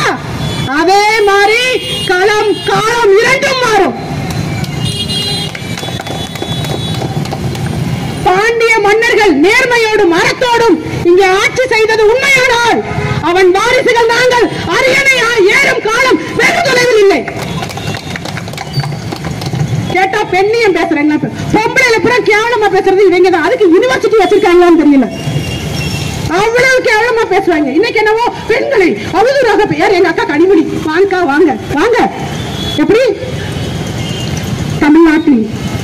தமிழ்நாடு அதிக இளம் விதவைகள் கொண்ட மாநிலமாக மாறி வருகிறது. நம்ம ஆலையை எப்பக்கா மூடுவீங்க? எப்ப மூடுவீங்க? பதில் இருக்கா? இந்த காதல வாங்கி அந்த அம்மா அவங்க தெளிவா இருக்காங்க. எந்த கேள்விக்கு பதில் சொல்லணும், எந்த கேள்வியை கடந்து போகணும். காரியத்துல கண்ணா இருக்காங்க, ஆனா நாம மண்ணா இருக்கும். அவ்வளவுதான் வித்தியாசம். இனிமையாக நம்மளும் கொஞ்சம் கண்ணா இருந்தாதான் நீ கலெக்டருக்கு படிக்க வை, டாக்டருக்கு படிக்க வை. ஒரு பிரயோஜனம் இல்ல. டாக்டர் கோட்டுக்குள்ள கஞ்சாவை வச்சிருந்து உன் பிள்ளை டாக்டருக்கு படிச்சு என்ன பிரயோஜனம்?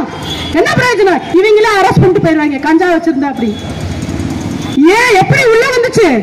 உங்களை மீறி உள்ள ஒண்ணு வந்துச்சுன்னா அதுக்கு யார் பொறுப்பேற்கணும்? யார் பொறுப்பேற்கணும்? நீ பொறுப்பேற்று ஒண்ணு பதவி வழக்கு, அதுக்கு துணிவு இருக்கா? அது பூச்சி தானே தொங்கிக்கிட்டு இருக்கீங்க. அது எப்படி சொந்த குடும்பத்துல கூட அந்த பதவி, அது சனாதனத்தை அதை கம்பேர் பண்ணி நானும் சொல்லணும்ல. எங்க அண்ணன் உதயநிதி சனாதனத்தை கொசுவை அடிப்பது போல, மலேரியாவை ஒழிப்பது போல ஒழிப்போம். சரி, சனாதனம் என்றால் என்ன அதை சொல்லணும்ல. ஏய், பாரதிய ஜனதாக்காரங்களுக்கு நீங்க பயங்கர தப்பு கொடுக்குறீங்க சனாதனத்துல. உங்க சொந்த குடும்பம் அதுலயே அண்ணன் தம்பிய ஓரம் கட்டிட்டாங்க. போ போ போ போ அப்படின்னு மதுரையில ஒருத்தர் ஒதுக்கிட்டாங்க. அடுத்தது தங்கச்சி. அந்த அம்மா இருக்கிறதுல கொஞ்சம் நாலேஜ் அதிகம். அதையும் பழக்க வழக்கம் எல்லாம் பஞ்சாயத்தோட தான் இருக்கணும். பல்ல விளக்கு வீட்டுக்குள்ள சாப்பிடுற வேலையெல்லாம் ஆகாது, ஒதுக்கிட்டாங்க கனிமொழிய. சரி, அப்புறம் பாத்தீங்கன்னா கலைஞர் அவர் பெத்த பிள்ளையே ஒதுக்கிட்டாங்க. இன்னும் நிறைய பேர் நினைச்சிட்டு இருப்பீங்க ஸ்டாலினுக்கு எதுவுமே தெரியாது போல, அவருக்கு ஒண்ணும் தெரியாதுங்க பாவங்க அப்படின்னு இன்னும் நிறைய பேர் நினைச்சிட்டு இருக்கீங்க. எப்படி அவங்க குடும்பத்துக்குள்ளே கட்டம் கட்டி நமக்கு தெரியாததா ஐயா அழகிறிய? எப்படிப்பட்ட ஆளு? அப்படிப்பட்ட ஆளையே ஓரம் கட்டிட்டாங்க குடும்பத்துக்குள்ள. அந்த பதவி போத. சரி, அப்ப அந்த தலைவர் யாரு? சீனியர் மினிஸ்டர்ஸ் எத்தனை பேர் இருக்காங்க? அப்பா முதலமைச்சரா? அப்பா இல்லைன்னா கூட மகன் தான் அந்த இடத்த ஃபில்அப் பண்ணுவாராம். எப்படி துணை முதல்வர் அப்படின்னு பேசி ரஜினிகாந்த் வந்து கொண்டு வந்து பேச வச்சு வெளியே வச்சு போயிட்டாங்க. அவரு பரட்ட பத்த வச்சுட்டிய பரட்ட அப்படின்ற மாதிரி எப்படி 16 வயதுல பார்த்தோமா அதே மாதிரி பரட்ட கேரக்டராவே உள்ள வந்து பத்த வச்சுட்டு போயிட்டாரு எங்க ஐயா துரைமுருகன். அவரு என்ன பெரிய ரஜினிகாந்த் நடிகருங்க. அவர் டயலாக் எழுதி கொடுத்தா பஞ்ச் டயலாக் பேசுவாரு. எங்க ஐயா துரைமுருகன் எப்படி தெரியுமில்ல, அப்படியே லைவா வரும். ஏன்னா ட்ரைனிங் கலைஞர் எடுத்திருக்கிறாரு. அவர் சொன்னாரு, வயசானவங்கள வழிபடணும்னா முதல்ல நீதாயா வழங்கணும் ஒத்து அப்படின்ட்டு போயிட்டாரு. இதுக்கு பேரு நகைச்சுவையா பகைச்சுவையா அது வேற உள்ள ஓடிக்கிட்டு இருக்கு. எப்படி கொளுத்துப்பட்டு இருக்காங்க. இது வந்து விளையாட்டா சொல்றோம். அவங்க குடும்பத்துக்குள்ள பாருங்க, தலைவர்னா அவங்க தாத்தா அப்பா பேரன். அந்த சீட்டை யாருக்கு விட மாட்டேன். இதான் சனாதனம், இதான் சனாதனம். அப்புறம் ஒரு தமிழன் தமிழ்நாட்டுக்குள்ள இடஒதுக்கீடு பாருங்க யாருக்கு இருக்கு? மைனாரிட்டி பீப்புள், சிறுபான்மையினர். யார் மைனாரிட்டி? யார மைனாரிட்டின்னு சொல்றது தெரியுமா? கிறிஸ்தவ இஸ்லாமியர்கள். மொழி வழி தானே மாநிலங்கள் பிரிக்கப்பட்டது. தேசிய இனங்கள்ங்கிறது மொழி வழி தானே. ஏன் ஊருக்குள்ள நான் எப்படி சிறுபான்மையினர்? linguistic minority is the original minority. மொழி வழி தான் சிறுபான்மையினர். அதை எங்கேயாவது பதிவு பண்ணிருக்கிறாரா? ஆனா அவர் உண்மையை சொல்வாருங்க. நீங்க தப்பா புரிஞ்சுக்கிறீங்க. சிறுபான்மையின காவலர் சொல்லும் போதெல்லாம் அப்படியே கிறிஸ்தவ இஸ்லாமியர்கள் அடி வயிற்றுல இருந்து அப்படியே பொங்கும். நமக்கு காவலர்னு சொல்றாருங்க, உங்களை சொல்லல. நீங்க தப்பா புரிஞ்சுக்கிறீங்க. எதையனாலும் வடிவே சொல்லல, நீங்க எல்லாத்தையும் தப்பாவே புரிஞ்சுக்கிறீங்க அப்படின்ற மாதிரி அது நீங்க தப்பாவே புரிஞ்சுக்கிறீங்க. அவர் சொல்றது தெளிவா சொல்றாரு. மொழி வழி சிறுபான்மையினரை மட்டும்தான் அவங்க மைண்ட்ல எடுத்துக்கிறாங்க. அவங்களுக்கு தான் இதுவரைக்கும் அவர் காவலரா இருந்திருக்கிறார். அதுக்கு உதாரணம்னா நீங்க போய் ஒரு ஆந்திராலயோ கர்நாடகாலயோ இங்க இருக்கக்கூடிய பட்டியல் சமூக மக்கள் இடஒதுக்கீட்டில் உள்ளிட ஒதுக்கீடு பெற்றுவிட முடியுமா? வாங்கிட முடியுமா? எங்க தமிழ்நாட்டில் நான் கொடுக்கிறேன் நீயும் கொடுன்னு ஆந்திரால கர்நாடகால பேச சொல்லுங்க பாப்போம். பேசிட்டு பாப்போம். சரி, இடஒதுக்கீடு கொடுத்தீங்கல்ல, ஓகே கொடுத்துட்டீங்க. ஆனா என்ன பண்ணியிருந்திருக்கணும்? பட்டியல் சமூக மக்களுக்கு ஒதுக்கப்பட்ட அந்த எஸ்சி எஸ்டி பிரிவினருக்கு என்ன இடஒதுக்கீடு? 18% இருக்க வேண்டியவங்களுக்கு 3% இடஒதுக்கீடு கொடுத்திருக்காங்கல்ல. அருந்ததியர் சமூகத்துக்கு மட்டும்தான் போஸ்டிங். மீதி பேருக்கு முட்டை மட்டும்தான். நீங்க வாக்கு செலுத்தினீங்க இல்லையா? எங்க அண்ணன் திருமாவளவன் அவரை வச்சு 2 சீட்டை கொடுத்துட்டு ஒட்டுமொத்த 18% பட்டியல் சமூக மக்களின் வாக்குகளை வாரி சுருட்டி எடுத்துட்டு இன்னமும் அவருக்கு பிளாஸ்டிக் சேர் போடுறீங்கல்ல எங்க அண்ணன் உதயநிதி. என்ன அதுக்கு பேர் தான் சனாதனம். அதான் சனாதனம். KKSSR கால் மேல கால் போட்டு உட்கார்ந்துட்டு எங்க அண்ணன் இரணியனை நிப்பாட்டி வச்சுக்கிட்டு ஸ்டைலா பதில் சொன்னார்ல, அதுக்கு பேர் தான் சனாதனம். அதுக்கு பேர் தான் சனாதனம். ஆதி தமிழ் குடியவன், என் முருகனில் வாரிசவன். உங்களுக்கு முன்னாடி கை கட்டி நிக்கணுமா? இத நாம தான் உணரணும். 10 பிள்ளை எனக்கு எந்த பிள்ளை மேல பாசம் இருக்குன்னு நினைக்கிறீங்க? தாய்க்கு நல்லா படிக்கிறான், நல்ல வேலையில இருப்பான், ஒருத்தர் தருதலையா தெரியும், அம்மா அந்த பிள்ளை பின்னாடிதான் போகும். ஏன்? அவனுக்கு முன்னேற்றம் இல்லைங்க, அவன் முன்னேறணுங்க. குடிச்சிட்டு வந்து அடிப்பான். நல்லா படிப்பான் பாருங்க. அந்த பிள்ளை தம்பி அங்க டேபிள்ல சாப்பாடு வச்சிருக்கா, போய் எடுத்து போட்டு சாப்பிடுன்னு சொல்லிடும். எந்த பிள்ளைக்கு சோறு எடுத்துக்கு தெரியுமா? மகன் குடிச்சிட்டு 12 மணிக்கு கதவை தட்டுவான். அந்த மகனுக்கு அப்பாவுக்கு தெரியாம அடுப்பங்கரையில சோறு எடுத்து ஒழிச்சு வச்சு அம்மா ஏன் இவர்களுக்கெல்லாம் தங்களை காப்பாற்றிக் கொள்ள வழி தெரியும். இவன் இன்னும் தன்னை உணரல. அவன் உணர்ற வரைக்கும் தாய் நான் அவனுக்கு பக்கபலமாக இருக்க வேண்டும். இதுதான் இந்த இடஒதுக்கீட்டின் தத்துவம். என் வீட்டு சோத்தை பிடுங்கி என் பிள்ளைய பட்டினி போட்டுட்டு அதை பிடுங்கி கொடுத்துட்டு என் பிள்ளையை நீதான் காப்பாத்துறேன்னு சொல்றியே, என் தமிழ் தாய் வேடிக்கை பார்ப்பாள் என்று நினைத்தாயா? தானே காலங்காலமா 60 ஆண்டுகளுக்கு மேல பண்ணிட்டு இருக்கீங்க. இதை நாம உணராத வரைக்கும் இன்னமும் ஏமாறுவோம். நான் சொல்லிட்டு பாருங்க, கடைசி வரைக்கும் உங்களை கும்பிடுவேன். கும்பிடு குருசாமியின் தீபாவளி வாழ்த்துக்கள் சொல்லிட்டு போறாரு இல்லையா? இந்த பாக்கல எப்படி இருந்துச்சு? அது எனக்கு சேர்த்து போடுறாரா? சூப்பர்ண்ணே சூப்பர்ண்ணே. இப்படி ஒரு கும்பிடத்தோட பல வருஷமா போட்டுக்கிட்டு இருக்கீங்க. கும்பிட தவிர உங்களுக்கு எது ஒன்றும் மிஞ்சாது. நல்ல வேலை வழியில போறது அவர் சூ வெங்கடேசன் விஜயநகர வாரிசு வர போற வழியில அப்படி பேருக்கு நாம போடாம போனாங்க. அது வரைக்கும் சந்தோஷப்பட்டுக்கோங்க. அதையும் விட்டா அதையும் செஞ்சிருப்பாங்க. நேரம் இருந்திருக்காது பாவம். அவரையும் நாமத்தை போட்டுட்டு நாமம் போட்ட செலவு இவ்வளவு எழுதிட்டு போயிருவாங்க. நீங்க நினைச்சுக்கிட்டு இருக்கீங்க அதுக்கு கணக்கு எழுதிட்டு போயிருவாங்க. நிர்மலா சீதாராமனுக்கு அவர் தப்பு கொடுப்பாருங்க.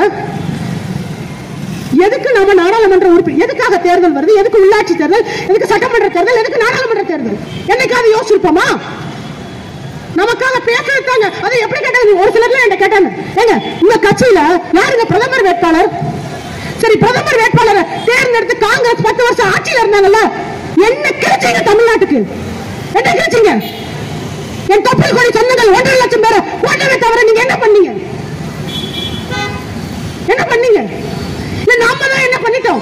கேள்வி கேட்டோமா? கேள்வி கேட்டோமா? ஐபிஎல் பார்த்தோங்க. செத்து மடிந்து விழும்போது ஐபிஎல் பார்த்தோம். என்னையும் சேர்க்காதே சொல்றேன். சீமான் என்று ஒரு மனிதன் வரவில்லை என்றால் ஐபிஎல் பார்க்கிற கூட்டத்தில் நான் ஒரு கூமுட்டையாக உட்கார்ந்து இருந்திருப்பேன். இந்த கூமுட்டை கூட்டத்துக்கு சொல்லி சொல்லி சொல்லி இந்த ஒரு படம் வரும் இல்லையா, நண்பன் ஒரு படம் வரும். அங்க பார்த்திருப்பீங்க, ஜீவா மருத்துவமனையில சேர்த்து வச்சிருப்பாங்க. அப்ப சொல்வாரு, இவர்கிட்ட பழசெல்லாம் ஞாபகப்படுத்துங்க. ஞாபகப்படுத்தப்படுத்தத்தான் அவருக்கு சுயநலம் வரும். அந்த வேலையை தான் நம்ம சீமான் ரொம்ப காலமா செஞ்சுட்டு இருக்கிறார். ஏய், நீ சாதாரண குடி பிறந்தவன் இல்லடா, நீ ஆதி தமிழன், அந்த முருகனின் வாரிசு. அவன்ல இருந்து தாண்டா செட்டியாரு, நாடாரு, தேவர் எல்லாருமே. ஜாதியா நிக்காத, மதமா நிக்காத, தமிழனா நில்லு, தமிழனா நில்லு அப்படின்னு உசுப்பேத்தி உசுப்பேத்தி இங்க கொண்டு வந்து இங்க நிப்பாட்டி இருக்கிறார். இல்லைன்னா அடுத்த தலைமுறைக்கு கூட இந்த உண்மை போய் சேராது. இப்பயே கீழடி நாகரிகம் திராவிட நாகரிகமா மாத்திட்டாங்க. இந்த போராரு, இந்த பெரிய மனுஷன், அந்த பெருமைக்கு சொந்தக்கார அவர் தாங்க. கீழடியில யாருக்காவது தெரியுமா திராவிடங்கிற சொல்லாடல எப்ப இருந்து வந்துச்சு? கீழடி நாகரிகத்தை கொஞ்சம் கூட பதிவு பண்றாங்க. கீழடி நாகரிகம் திராவிட நாகரிகம். சரி, பாண்டிய மன்னன் திராவிடனா? அவன் எங்கேயாவது பதிவு இருக்கா? கண்ணகி திராவிட கோட்டையில் நுழைந்தாள் அப்படின்னு பதிவு இருக்கா? திராவிட சோழ மண்டலம் நான் வேற ஐடியா கொடுத்துட்டு அடுத்து மாத்தினாலும் மாத்திட்டுவாங்க. சும்மா இருக்காம நீ அடுத்த கூட்டத்தில் ஏதாவது போட்டு திராவிட சோழ மண்டலம் அறிவிக்கிறான்னு திருச்சி தஞ்சாவூர்ல மாத்தி விட்டாலும் ஆச்சரியப்படுறதுக்கு இல்லைங்க, செய்வாங்க. மாவட்டத்துக்கு பேரை மாத்திடுவாங்க. தஞ்சாவூர் மாவட்டமா திராவிட தஞ்சாவூர். இனிமேல் நடக்கும், அதுவும் நடக்கும். அடுத்து ஓட்ட போட்டீங்க எல்லாம் திராவிடம் தான். மறந்துரு, நீ தமிழன்றத மறந்துரு. உனக்கு இடஒதுக்கீடும் கிடையாது, சுய உணர்வும் கிடையாது, சுய சிந்தனையும் கிடையாது, நீ ஏமாத்துன்ற வருத்தமும் கிடையாது, கோபமும் கிடையாது, எது ஒன்றும் கிடையாது. உனக்கு இந்த நாடும் கிடையாது. கடைசி இப்ப சொன்ன இந்த கும்பிடு ஒண்ணுதான் மிஞ்சும். கும்பிடு குருசாமிக்கு தீபாவளி வாழ்த்துக்கள். தீபாவளி அன்னைக்கு கடை திறந்து வச்சுட்டு டாஸ்மார்க்ல எவ்வளவு விற்கலாம் அப்படின்னு யோசிக்கிறோம். யோசிச்சு பாருங்க, டாஸ்மார்க்ல இத்தனை கோடி, 400 கோடியா 500 கோடி ஆக்குறாங்க. என்ன அர்த்தம் அதுக்கு? பெண்கள் எப்படி இவங்களுக்கு வாக்கு செலுத்துறீங்க? நான் ஒவ்வொரு முறையும் கேட்கிறேன், எப்படி வாக்கு செலுத்துறீங்க? அதுக்கு என்ன அர்த்தம் தெரியுமா? அப்பாவை குடிக்க வச்சுட்டேன், மகனை குடிக்க வச்சுட்டேன், பேரன லிஸ்ட்ல வரணும். அவன் எப்படி எல்கேஜிக்கு போலாம், அவன் புட்ட பால்ல எப்படியாவது ஃபீடிங் பாட்டில கலக்கணும்னு ஆசைப்படுறாங்க. விட்டு அதையும் செய்வாங்க. இப்பதான் வீரன் அப்படின்னு கொண்டு இருக்காங்க. ஏன் வீரன் குடிச்ச உடனே அப்படி டபார் எரிச்சிருவாங்க. 50 பேர் வீரன். பெரிய மதுரை வீரனை கண்டுபிடிச்ச மாதிரி இவங்களுக்கு ஒரு நடப்பு. அதை வெக்கம் இல்லாம வெளியில சொல்லி விளம்பரம் வேற. மதுரை வீரனின் வாரிசுகளாக இருந்த உங்களை டாஸ்மார்க் வீரனுக்கு அடிமையாக்கி வச்சாங்க. இதெல்லாம் வெக்கப்படணுமா இல்லையான்னு யோசிச்சு பாருங்க. எனதருமை உடன்பிறப்புகளே, என் அண்ணன் தம்பிகிட்ட நான் கேட்கிறேன், தயவு செய்து ஏதோ உச்சந்தில நின்று பேசுறேன்னு நினைக்காதீங்க. நான் பேசுறதுல கொஞ்சம் யோசிச்சு பாருங்க. ஏதாவது ஒரு கேள்வி தப்புனா யாராவது ஒருத்தர் என்கிட்ட சொல்லுங்க, நான் என்ன திருத்திக்கிறேன், மாத்திக்கிறேன். இந்த பின்னாடி போனாங்க இல்லையா, இந்த கும்பிடு குருசாமிக்கு பின்னாடி வலிக்குது. அவங்கள சொல்லி குத்தம் இல்லை, ஏன்னா பணம் பதவி அதிகாரம் எல்லாம் அங்க இருக்கு, அதனால ஒரு கூட்டம் போகுது. நம்முடைய அதிகாரம் யாரோ ஒருவரின் கையில் இருக்கிறது, அந்த உணர்வு நமக்கு வரணும். என்னைக்காவது உங்க பக்கத்து வீட்டுக்கார அப்படி சவுரை இடிச்சு அப்படி உங்க வீடு வரைக்கும் இழுத்தா வேடிக்கை பார்ப்பீங்களா? விடுவீங்களா? முதல்ல சொல்லுங்க. யாராவது ஒருத்தர் வீடு கட்டுறான், உங்க வீட்டு சவுத்து வரைக்கும் அவன் வீடு அப்படி இழுத்து நகட்டி கட்டிட்டா வேடிக்கை பார்ப்பீங்களா? என்ன செய்வீங்க? என்ன செய்வீங்க? ஆனா உங்க உரிமை, உங்களுக்கான இடஒதுக்கீடு, உங்கள் நிலங்கள் வளங்கள் எல்லாத்தையும் கண்ணு முன்னாடி கொத்தோட புடுங்கி எடுக்கிறாங்களே, ஏன் உங்களுக்கு அந்த உணர்வே வர மாட்டேங்குது? ஏன் மலையை உடைக்கல? என்னோட ஆறாது எனக்கு சொந்தமா இருந்தா நான் கேட்பேன், ஆறு என் பேர்ல இல்ல. அப்படி இருக்கு நம்மளுடைய நினைப்பு. நம்ம சொத்தெல்லாம் சேர்த்து வைக்க வேணாங்க. கொரோனா வரும்போது ஆக்சிஜன் சிலிண்டர் இல்லாம எவ்வளவு பேர் கஷ்டப்பட்டாங்க யோசிச்சு பாருங்க. ஏன் யோசிச்சு பாருங்க. உயிர் காற்று அது ரொம்ப முக்கியம். அதுக்கு மரங்கள் ரொம்ப ரொம்ப முக்கியம். மரத்தை பூரா வெட்டி ரோடா போடுறாங்க, ரோடா போட்டுக்கிட்டு கான்ட்ராக்டர் வாழ்வாங்க, கான்ட்ராக்டர் வாழ்வாங்க. அது எந்த ரோட்ல எந்த வண்டி ஓட்டுறதுக்கு இந்த கார்பரேஷன் டோல் இருக்கு, அந்த சென்ட்ரல் கவர்மெண்ட் டோல் போட்டிருக்காங்களே, அது கான்ட்ராக்டர் இருக்காங்க தனியார் முதலாளிகளுக்கு. நான் ரோடு கட்டுறேன், டாக்ஸ் கட்டுறேன். அந்த பாருங்க இந்த ரோட்டை, இந்த சாக்கடை, இந்த சாக்கடைக்கு வரி கட்டிட்டு இருப்போம், இதுக்கும் வரி கட்டிட்டு இருப்போம். இந்த ரோடு போடுறதுக்கு நான் எதுக்கு வரி கட்டணும்னு என்னைக்காவது யோசிச்சிருக்கீங்களா? என்னைக்காவது யோசிச்சிருப்பீங்களா? ஒவ்வொரு வாட்டியும் வரி வாங்குறீங்கல்ல, ரோடு போடு. ஏன் வண்டியில லைட் எரியலன்னா பிடிக்கிறீங்கல்ல, ஹெல்மெட் இல்லைன்னா பிடிக்கிறீங்கல்ல, என் உயிர் மேல உங்களுக்கு எவ்வளவு ஆசை. மது நாட்டுக்கு வீட்டுக்கு உயிருக்கு கேடுன்னு பாட்டில போட்டு இவங்களே விற்பாங்களா, ஆனா ஹெல்மெட் போடலன்னா பிடிப்பாங்களா? என்ன தெரியுது? கடைசி மிஞ்சி இருக்கிற 10 ரூபாய கூட உருகிட்டு தான் விடுவோங்கிறதுல உறுதியா இருக்குது இந்த அரசு. நீ வீட்டுக்கு போகும்போது எங்க அக்கா தங்கச்சி எல்லாம் என்னையா கொண்டு வந்தோம் அப்படின்னா இந்த வடிவேல் சொல்லாப்ல பாக்கெட்ல கையோட்டு நோ மணி நகி அப்படின்னு சொல்லணும். கடைசியா உருகிட்டு விட்டாங்க. இது 2 நாளைக்கு முன்னாடி ஒரு அதிர்ச்சிகரமான சம்பவம். கார்ல குடிக்க போனா டிரைவர் போட்டு தராங்களா, சரி கை தட்டி ரசிச்சு சிரிச்சுக்கங்கப்பா. இன்டர்நேஷனல் லெவல்ல மக்களுக்காக இந்த மாதிரி சிந்திச்ச எந்த ஒரு அரசையும் பார்க்கவே முடியாது. கவுண்டமணி அவர்கள் சொல்வார்கள், இந்த மாதிரி நீ ரொம்ப அறிவா இருக்க, வெளியில சொல்லிடாத, எல்லாரும் ரொம்ப பொறாமப்படுவாங்க உன்னை பார்த்துப்பாங்கல்ல, என் அறிவுக்கு என்னென்ன செய்வாங்க அப்படிமா, உனக்கு வெள்ள மாளிகையில வச்சா விழா எடுப்பாங்க. ஒருவேளை அதுக்கு தான் அவர் அமெரிக்கா போயிருக்காரா என்னன்னு எனக்கு தெரியல. ஐயா போனா எங்க ஐயாவுக்கு ஒரு விழா எடுத்து விடுங்க, பயங்கரமா சிரிச்சு குடிக்க காருக்கு போனவங்க திரும்பி வரும்போது டாஸ்மார்க்ல இருந்து டிரைவர் போட்டு உங்களை பாதுகாப்பா அனுப்பி வைக்கிறாங்க. இந்த மாதிரி ஒரு தொலைநோக்கு பார்வை கொண்ட ஒரு அரச இந்த தமிழ்நாட்டு மக்களை தவிர வேற யாராலும் நிறுவ முடியாது. அரசாங்கத்தை குறை சொல்றதை விட இந்த அரசை நிறுவியது யார்? வேறு யாரு? இந்த இடத்துல மர கிளை இலதான் இந்த திமுக அதிமுக எல்லா முன்னேற்ற கழகங்கள், முன்னேற்ற கழகம் வச்சு அவங்களா முன்னேறிட்டாங்க. ஓட்டு போட்ட நீங்க வேறுன்னு சொல்லலாம், வேறு மாதிரியே கீழே இருக்கீங்க. வேற எங்க இருக்கு? கீழே இருக்கு. ஆனா இந்த மரத்துக்கு என்ன தெரியலன்னா, வேற ஆட்டங்கான ஆரம்பிச்சா மரமே இருக்காதுங்கிறத நீங்க என்னைக்கு புரிய வைப்பீங்க? அன்னைக்குத்தான் தமிழ்நாட்டுக்கு விடிவு காலம் பிறக்கும். அதற்காகத்தான் உங்க பிள்ளைகள் நாங்க ரோட்டில் கத்துறோம். சீமான் என்ற ஒரு மனிதன் இல்லைன்னா நான் யாருன்னு எனக்கு தெரியாது, நானும் நம்பியிருப்பேன். திராவிட மாடல் வாழ்வு நானும் சொல்லியிருந்திருப்பேன். ஐயா கலைஞரத்தான் தமிழக தலைவர் நினைச்சிருப்பேன். இடஒதுக்கீடு பத்தி நம்ம சிந்திக்கிறது இல்ல, வளங்கள் களவு போகுது. இது பெரிய கொடுமை. என்னன்னா, ஆந்திரா பாலாத்துல அணை கட்டுறோம், கர்நாடகா மேகதாதுல அணை கட்டுறோம், இவன் இந்த பக்கம் முல்லை பெரியார் அணையை பிடிச்சிட்டு என்னோடதுன்றான். ஆனா நம்ம ஆளுங்க இந்த அணையெல்லாம் கட்டுறதுக்கு நம்ம ஆத்துல இருந்து மண்ணள்ளி கொடுக்குறேன். அப்படி போற போக்குல ஒரு பிடி அள்ளி உன் தட்டிலையும் போட்டு தான் போறோம். போட்டு போட்டீங்கல்ல, இந்த உனக்கு ஒரு பிடி மண்ணு, உன் எதிர்கால சந்ததிக்கு ஒரு பிடி மண்ணு, மிச்ச மண்ணு ஆந்திராவுக்கு, கேரளாவுக்கு, கர்நாடகாவுக்கு. நாங்களும் கட்டுறோம்ல, என்ன கட்டுறோம்? எல்லாருக்கும் சமாதி கட்டுறோம். அவன் அணையை கட்டி நீரை தேக்கிறான், இவன் அணையை கட்டி நேரம் தேக்கிறான், இவன் அணையை கட்டி நேரம் தேக்கிறான். நான் என்ன பண்ணேன்? நான் வந்து இறந்த முதல்வர்களுக்கு சென்னை மெரினா கடற்கரை 2 ஏக்கர் பிளாட் போட்டுக்கிட்டு அதுல சமாதி கட்டுவேன். அதை தமிழக மக்கள் புளியோதரை லெமன் சாதம் கட்டி கொண்டு வந்து பார்க்க வருவீர்கள். கேள்வி கேட்க மாட்டீங்க. அண்ணா சமாதியை பார்க்க போறேன், எம்ஜிஆர் சமாதியை பார்க்க போறேன், ஜெயலலிதா சமாதியை பார்க்க போறேன், மிச்சம் இருந்த கருணாநிதி சமாதியை பார்க்க போறேன் அப்படின்னு புளிச்சோறு கட்டிக்கிட்டு கூட்டம் கூட்டமா போய் வேடிக்கை பார்ப்போம்.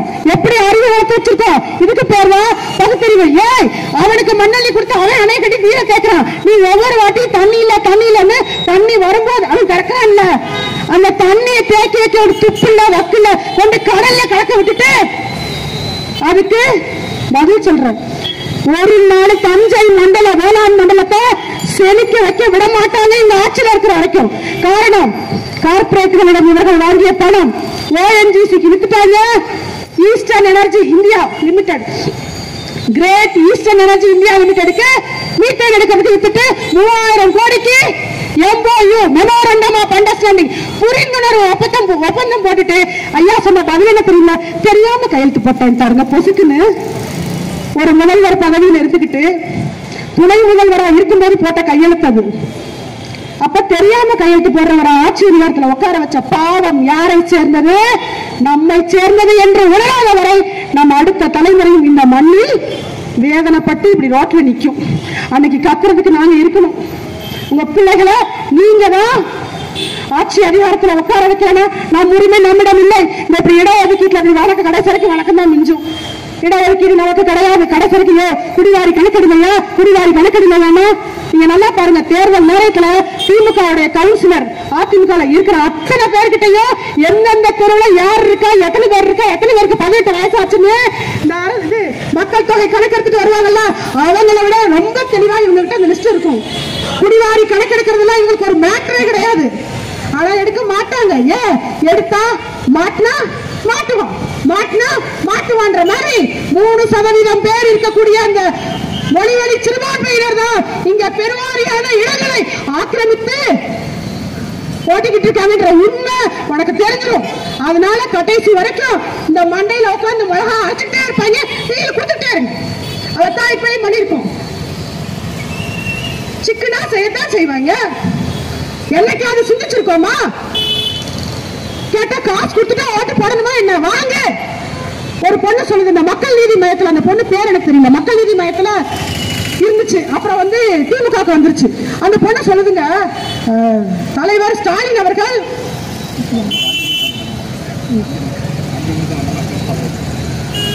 ₹1000 அரசியல் இந்த பேசுனதுக்கு தான் எங்க தங்கச்சி காளியம்மாவை அவ்வளவு விமர்சனம் பண்ணாங்க. வாழை மீனோட படத்தை போட்டு அந்த பொண்ணோட போட்டோவை போட்டாங்க. அன்னைக்கு காவல்துறை நடவடிக்கை எடுத்தாங்களா? ஏன் அன்னைக்கு கனிமொழி வாய் திறக்கல? அந்த பிள்ளை என்ன கிடைச்சு? 1000 ரூபாய் தாண்டி என்ன அரசியல் இருக்கு உனக்கு? இந்த 1000 ரூபாய் எங்க இருந்து வந்துச்சு? அந்த பொண்ணு சொல்லுதுங்க, அவ்வளவு பேச்சு பேசிச்சு நீட் தேர்வுக்காக. நம்மளும் யாராவது ஒருத்தர் பேசிட்டா உடனே சில்லறையை சதற விட்டுருவோம்ல. இது போய் திமுக உட்கார்ந்து பேசுது. தமிழ் புதல்வர் திட்டம்னு 1000 ரூபாய் கொடுக்குறாருங்க. புதுமை பெண் திட்டம்னு 1000 ரூபாய் கொடுக்குறாருங்க. மகளிர் உரிமை திட்டம் சொல்லி 1000 ரூபாய் கொடுக்குறாருங்க. சரி, இந்த 1000 ரூபாய எங்க இருந்து எடுத்து கொடுக்கிறார் சொல்லு, விளக்கம் சொல்லு. இலவசங்கள் எங்க இருந்து வருகிறது? அரசாங்கத்துக்கு வருமானம் ஏது? உன்னைய உறிஞ்சி உறிஞ்சி உறிஞ்சி ரத்தத்தை உறிஞ்சிற மாதிரி, அட்டைப்பூச்சி உறிஞ்சிற மாதிரி உறிஞ்சி உறிஞ்சி உறிஞ்சி 10,000 எடுத்துட்டு உனக்கு 1000 ரூபாய் கொடுக்குறாங்க. அது நிறைய வீட்டுல குடிக்கிறாங்க. இன்னைக்கு 90% பேர் குடிக்கிறாங்க. எனக்கு தெரிஞ்ச 90க்கு மேலே கூட இருக்கலாம். ஒரு உதாரணத்துக்கு சொல்றேன். அப்படி குடிக்கிறவங்க கிட்ட இருந்து 15,000 20,000 எடுத்துட்டு இந்த கோவை சரலா சொல்லும்ல, இந்தா உனக்கு 10, கோத்தாளுக்கு 10, நான் திங்கிறதுக்கு 10, அது மாதிரி இந்த உனக்கு 1000, மகனுக்கு 1000, இதை விட என்ன வேணும்? 1000 ரூபாய் கொடுக்குறோம்ல.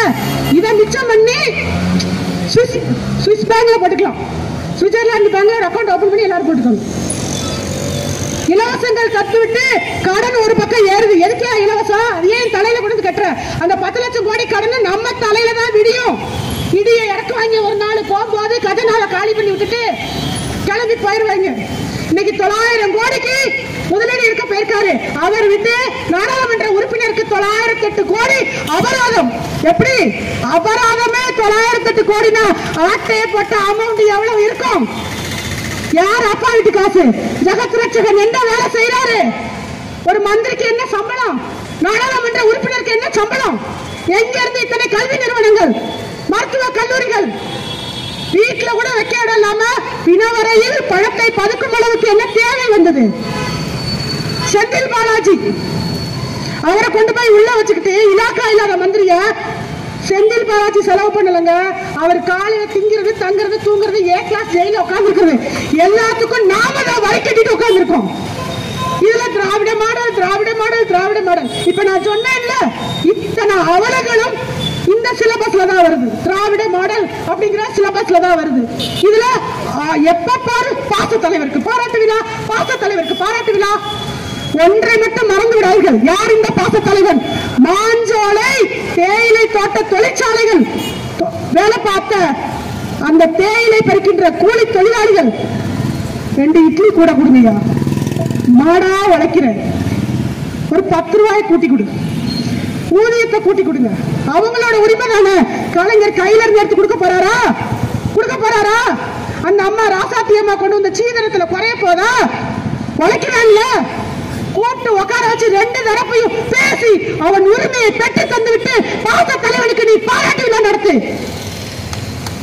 அதான் நீ செஞ்சிருக்கணும். அவன் வாயில மிதிச்சு தாமிரபரணியை தண்ணியவே ரத்தக்காடாக்கி மாத்தி விட்டுட்டு பாச தலைவனுக்கு பாராட்டு விழா. இத நீங்க ஏற்கிறீங்களா? கீழ் வெண்மணி துடிக்க துடிக்க நெருப்பில செத்த அந்த தொழிலாளர்கள் குடும்பத்துக்கு இந்த போனாரே கம்யூனிஸ்ட் கும்பிடு குருசாமி, இந்த கம்யூனிஸ்டுகள் என்ன பதில் சொல்ல போறாங்க கீழ் வெண்மணி படுகொலைக்கு?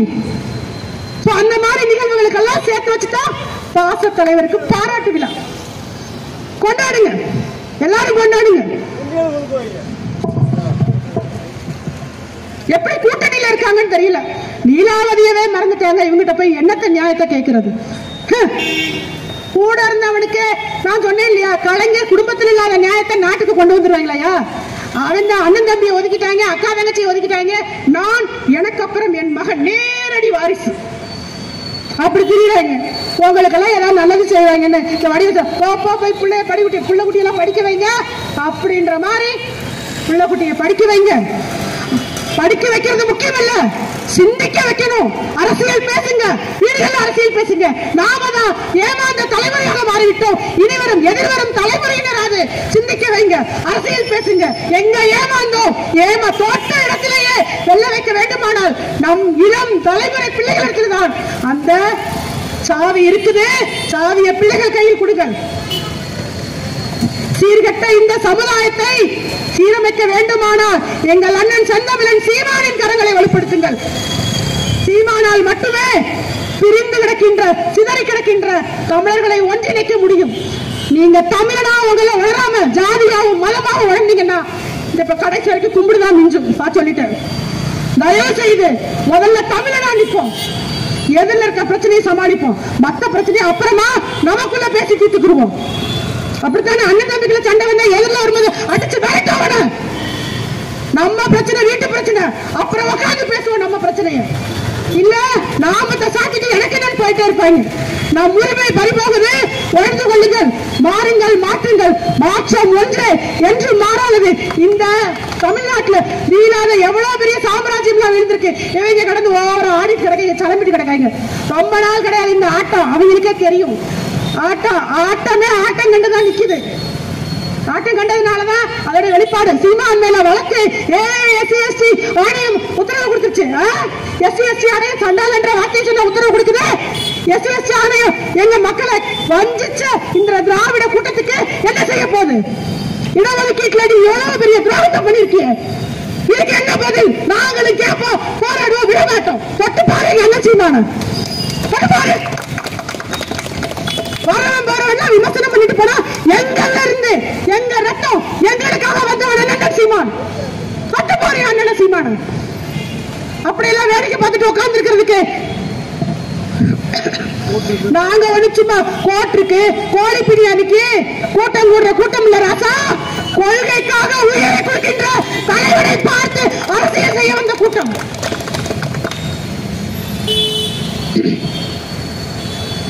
அந்த உயர்ந்த எண்ணங்களை கொண்ட எங்கள் தலைவன் பிரபாகரனை பார்த்து எங்கள் அண்ணன் செந்தமிழன் சீமானி அவர்தான் எங்க ஆசான். அண்ணன் மட்டுமல்ல, எங்கள் ஆசானும் அவர்தான். அதை கேட்டு கேட்டுதான் வந்தோம். சும்மா உட்கார்ந்துகிட்டு நீ சமூக வலைதளங்களை பெண்களை இழிவுபடுத்தி பேசுறியா? நீ இழிவுபடுத்தி பேசும்போதெல்லாம் எவனெல்லாம் பெண்களை இழிவுபடுத்தி பேசிக்கிறானோ உன் அம்மா தான் முதல்ல அசிங்கப்படுவான். அதிகபட்சம் என்ன பேசுவ? உடல் அமைப்பை பேசுவியா? உடல் உறுப்புகளை பேசுவியா? உன் அம்மாட்ட இல்லையா? உன் தங்கச்சிட்ட இல்லையா? நீ அந்த மவனே இந்த மவனே. ஆமா, நீ அந்த மவன் தானே மூதேவி, நீ அந்த மவன் தானே. இந்த வார்த்தைகளை நான் பயன்படுத்தல. சமூக வலைதளங்கள் போய் பாருங்க, கீழ்த்தரமான விமர்சனத்துக்கு சொந்தக்காரங்களே இதுதான். திராவிட நாகரிகம் வாங்கி இதுக்கு பேரு. இந்த கர்மத்தை ஒழிச்சு கட்டுங்க தயவு செய்து. இதெல்லாம் பார்க்கவே முடியல. ஃபேக் ஐடி வச்சுக்கிட்டு இந்த வேலையெல்லாம் பார்த்தா இந்த சில்லறைகள் எல்லாம் பார்த்து நாங்க பதற ஆளெல்லாம் இல்லை. எல்லாத்துக்கும் துணிஞ்சு நிக்கிறவங்க. அதனால துணிஞ்சு நிக்கிற பிள்ளைங்களை ஆதரவா கரம் கொடுத்து அடுத்த தலைமுறை பிள்ளைகளை காப்பாத்துங்கள். நன்றி, வணக்கம். நாம் தமிழர். கமல்தாய் வாழ்க, தலைவர் பிரபாகரன் வாழ்க. காலத்தை பிரசவித்த தலைவன் எங்கள் தலைவன் புறநானூற்று வீரன் மேதகு பிரபாகரன் அவரின் மாணவர்களாகவும், காலம் தந்த தலைவன் எங்கள் அண்ணன் செந்தமிழன் சீமான் தம்பிகளாகவும் இந்த கூட்டத்தை ஏற்பாடு செய்ய அயராது உழைத்த நாம் தமிழர் தாய் தமிழ் உறவுகளுக்கு மற்றும் இந்த கூட்டத்திற்கு அனுமதி அளித்து பாதுகாப்பு கொடுத்து கொண்டிருக்கும் எங்கள் பெரும் போற்றுதலுக்குரிய காவல்துறையினருக்கும் மாற்றுக் கட்சி நண்பர்களுக்கும் மதுரை வாழ் மக்களுக்கும் நெஞ்சார்ந்த நன்றிகளும் புரட்சிகர வணக்கங்களும் வாழ்த்துக்களும். நன்றி. நாம் தமிழர்.